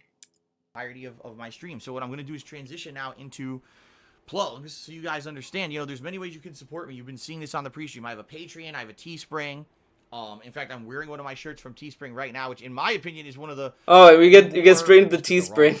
It's one of the... We literally get into Teespring stuff. Okay, well, we're going to move on to the next video. We're not going to sit through this. We're going to go to this video. What do I think of YouTube audiences flipping on creators the second anything goes wrong? I think what we have now is the era of... It's kind of like the same thing that happened with the Time's Up movement, where people are now getting exposed for these things that have been going on behind the scenes for years, that people are just giving them the benefit of the doubt and said, they're a popular content creator, oh well, it's fine, or I don't believe it. Now, these things get exposed and that's it. By the way, Heavy Metal Gamer, I don't, think less of you for that. I'm not oh my god. You're getting derailed here. God damn it! It's no wonder detractors are so fucking autistic. Well, have that last grasp of attention. Oh yeah, of course. Because I definitely think doing DSP videos is such high art, and it's like amazing. I agree, Heavy Metal Gamer. I agree with that. People are like, nah, fuck that. And the bottom line is, it's like I said in my original tweet yesterday, if you're a content creator and you rely solely on content creation for your income, your life is going to be transparent. You're going to have things Hold on, start this over, jeez. What do I think of YouTube audiences flipping on creators the second anything goes wrong? I think what we have now is the era of... It's kind of like the same thing that happened with the Time's Up movement, where people are now getting exposed for these things that have been going on behind the scenes for years that people have just given them the benefit of the doubt and said, they're a popular content creator. Oh, well, it's fine. Or I don't believe it. Now, you know, these things get exposed and that's it. You know, like, people are like, nah, fuck that. And the bottom line is, it's like I said in my original tweet yesterday, if you're a content creator and you rely solely on content creation for your income, your life is going to be transparent. You're going to have things exposed to the internet no matter how much you try to sweep under the rug or hide. There's going to be things that are going to come out. So you fucking very well better be sure that you don't have stuff going on behind the scenes. There's no skeletons in your closet or anything like that. As you guys know, I've been incredibly transparent over the years. These days I'm not, because I don't want to have a negative effect on my wife with the stuff that, you know, that goes on in our personal life. So what's to say that you're not being a toxic person to your wife, though, DSP? It's behind the scenes. We will never know. We will never know. But, you know, it's not like I'm keeping stuff from you guys that's, oh my god, did you hear the horrible things to people and things behind the scenes? No, you know, I have nothing to hide. Nothing. Nothing to hide, dude. So for me, it's like a zero concern. I am zero concerns about anything ever getting out, because there's literally nothing to get out. The stuff that you guys hear is all fucking bullshit that's spun negatively anyway. But for all these other content creators these days, like, Jesus, can you imagine the shit that they've been doing? I mean, how many people they get this power? They get this position of money and power, and all of a sudden, it's like they say power corrupts, and they become different people. They become these people who use people, they abuse people, they scam their viewers and audiences, they emotionally and physically abuse the people around them, and just, you know, for what? You're at the top of the fucking world. You're a fucking YouTuber with 1 million subscribers, or you're a streamer with a bajillion followers, and you gotta fucking do that. You know, it's just, talk about complete immaturity and lack of any kind of fucking self-consciousness. Self-consciousness, right? Like, I have no self-awareness of who I am and the fact that I have this power over people. You know, I'll be very honest, in my early days of YouTube. I mean, there is some truth to that. Is that all these people get all this power of being famous and all this other stuff, and they do exploit that. But, in my early days of YouTube, this is being me very upfront with all of you because we have nothing to do while this loads. I felt that power. I did. I had. You felt the power, dude. Come up to me at a convention. You know, you'd see it in their eyes when you met them that, like, they were enamored with you because you were. This just sounds so generic. Oh, they were enamored. They opened their eyes and they loved it, dude. Oh man, they looked up to you, man. They had glittery eyes. I mean, that sure, there are people that are like that with people that they like, but I mean, it's I don't know. It's stupid, man. To get invested in things you like, dude. Come on. Internet celebrity, and you're like, Jesus, I've got like this fucking clout in this. I got clout, dude. To make people who I, you know, it's just nuts. In a lot of ways, nuts to me. Okay, it is crazy that anyone would have that kind of fucking power from just making videos on the internet or being someone who's in front of a fucking camera every day. Who cares, right? To me, I told you. Who cares? But so then, why should we care about you, DSP? I don't know. But the reason why people care, I would probably say, is because they probably get influenced, they get inspired by your content. Say like, man, I want to be a content creator too, man. It's so cool that he's making this content I like. And that's what a lot of people feel when they see people that they like watching. Not that hard to understand. I never really had any role models growing up. I was never the person who aspired to be like anyone. I got into this by accident. It was a complete... Oh yeah, so by accident. That's why he made a video saying, man, I hope I can make this my job. Whoops. Fluke that I would ever do this for a living or anything like that. So when I saw that, when I saw, you know, these people coming up to me and saying things like, oh my God, I can't believe I get to shake your hand and sign an autograph, or, you know, even in those early days of YouTube, we're talking way early, like the very maybe 1 or 2 conventions I ever went to early on, before anything with my relationships or anything going public, there were girls who would come up to me and be like, oh my God, darksfadil, blah blah blah. And I was like, Jesus Christ, like, these girls, blah blah blah. Hell, in their heads, they're like, oh my God, they looking up to me, and, you know, it's nuts. It's nuts. I'm sure there were guys too like that. You know what I mean? But you see what I mean? Like, and then there's like Leanna. Leanna was there. Leanna was a fangirl. So was Kat. So, wait, huh? Wait a second. Creators just blatantly use that shit to fucking use their power to abuse people and to fuck with people, and that's not right, man. That's just not right at all. At all. Oh yeah, I give so much. That's why. God, now, Okay. It was a weird thing for me because at the time when I enough. was very popular on YouTube from like 2010 to 2012. It was the early days of doing stuff and becoming popular for doing it. So for me, it was like, it wasn't like Phil. Even though I was one of the bigger gaming YouTubers. By the way, why are you here, Heavy Metal Gamer? If people moved on from DSP, why are you here? I pretty much labeled this stream about DSP. I mean, you kind of came in knowing that it's about DSP, so just ask yourself that. Why are you here if you don't care about DSP? If you're gonna give other people shit about caring about DSP, you should really ask yourself that and come up with an answer. So there you go. It wasn't like Phil is a worldwide celebrity like now with these fucking Ninja and PewDiePie and all these guys, right? Pretty good. But, you know, still, the fact that I didn't ever get it in my head that, oh, I'm gonna use my power to start doing crazy shit. Ask people for fucking nudes over the internet and shit. It's like, Jesus Christ, man. People talk about how fucked up you could be in your head. All I ever wanted to do was play a video game, have fun, and share that experience with someone on the internet. Period. That's it. That's all I ever wanted to do with a video or a stream. The fucking ideas these people get in their fucking heads, they're nuts. They're nuts. They're nuts, dude. And by the way, I should say, not to say, oh, well, that's a good answer. People didn't throw themselves at me. There were streaming about Phil constantly. Who they wanted, well, that's a weird way to put it because send you pictures. Can I do this? I'm like, oh, Jesus. I don't really do that many DSP streams this year so far. Step back from that shit. I'm just here to play a game. Well, that's pretty good. Maybe make a couple bucks doing it. I don't need to fucking be involved in Yeah, any let's of see that some shit, gameplay you know? footage. Roll But it. that's what I mean. Some okay. People, they get caught well, up sadly, that's what I mean. Like, well, maybe I will do some gameplay. I don't know. Power I was thinking about it, but I had just uploaded a 5-hour gameplay stream from yesterday, so from Thursday. I really feel, I'm being very honest, this is the tip of the iceberg because we had that with the Me Too movement with celebrities and the like. And the now tip it's of the iceberg, of course. So So he's banking on this becoming a thing where everyone's gonna get exposed. That's a lofty idea, dude. Play Honey Studio for 60 hours. No, I don't play dumb games. I play real games like Sekiro, Mortal Kombat 11. I play Devil May Cry 5. You know the real games. Honey Cam Studio sounds like it's a weeb game. I don't do weeb shit here. Only the real shit. I don't see Theo bringing up Phil on Twitch streams. Yeah, exactly. It's just going to keep getting worse. Like, we're going to hear more and more content creators being exposed now for being bad people behind the scenes and the horrible people they've hurt over the years and things that they fucking do that are twisted. I think you're kind of, the floodgates opened with Toby Turner years ago when that sexual abuse and drug abuse scandal hit. And since then, it's slow trickle. Now all of a sudden, it's like every day. Just what was it? Last week, there was the guy who was convicted. He's going to jail for like 10 years for soliciting minors, underage girls, sending him fucking pictures of their nudes and shit. And now we do pro Jared immediately. We got another one today. It's like, Jesus, dude. Like, this is going to happen every day now.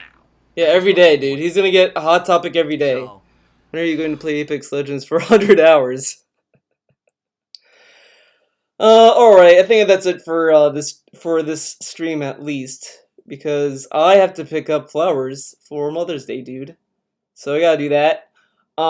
If I have time, I'm probably going to either do a art stream, a chill art stream, because maybe I want to do some art, or maybe I'll do some game streams. I don't know.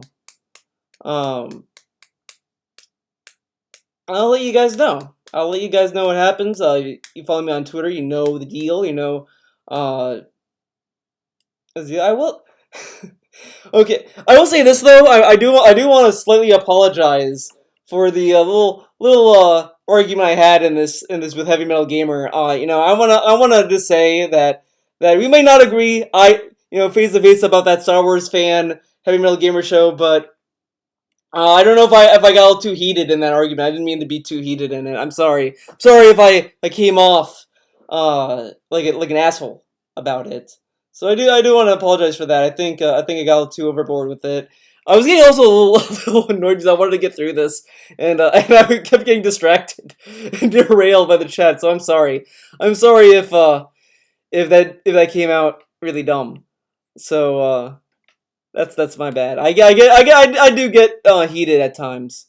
So I can't really blame I don't blame anyone but myself, dude. I should have been a little bit more relaxed about it.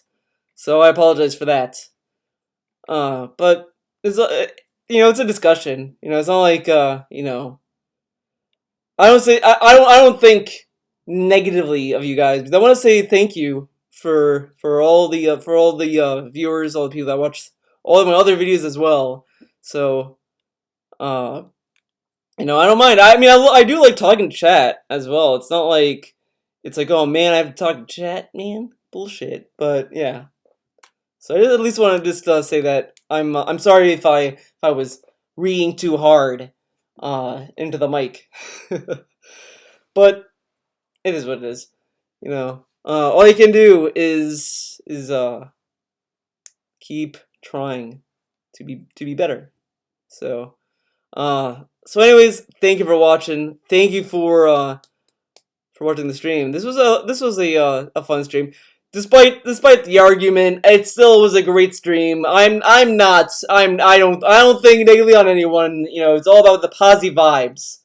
I think sometimes people get carried away with discussions. They get carried away. They get all heated, and when they don't need to be heated, I think really what we need in life is more bun. I think that's the way we're gonna end it. Let's see. I'm gonna find a pic of the bun. Let's see. Is there one that I turned off? Let's see. I'm trying to. No. But so let's make this one big. Let me get this one a big bun. No, I want. There we go. This is what I want. Let's make the bun big. We will just relax and understand. No, we are being watched by the almighty bun. There she is in her glory. If you guys are uneasy, you're a little like on edge, like oh my god, shit's going on. Cleo is with us, baby. Cleo is with us, always and forever.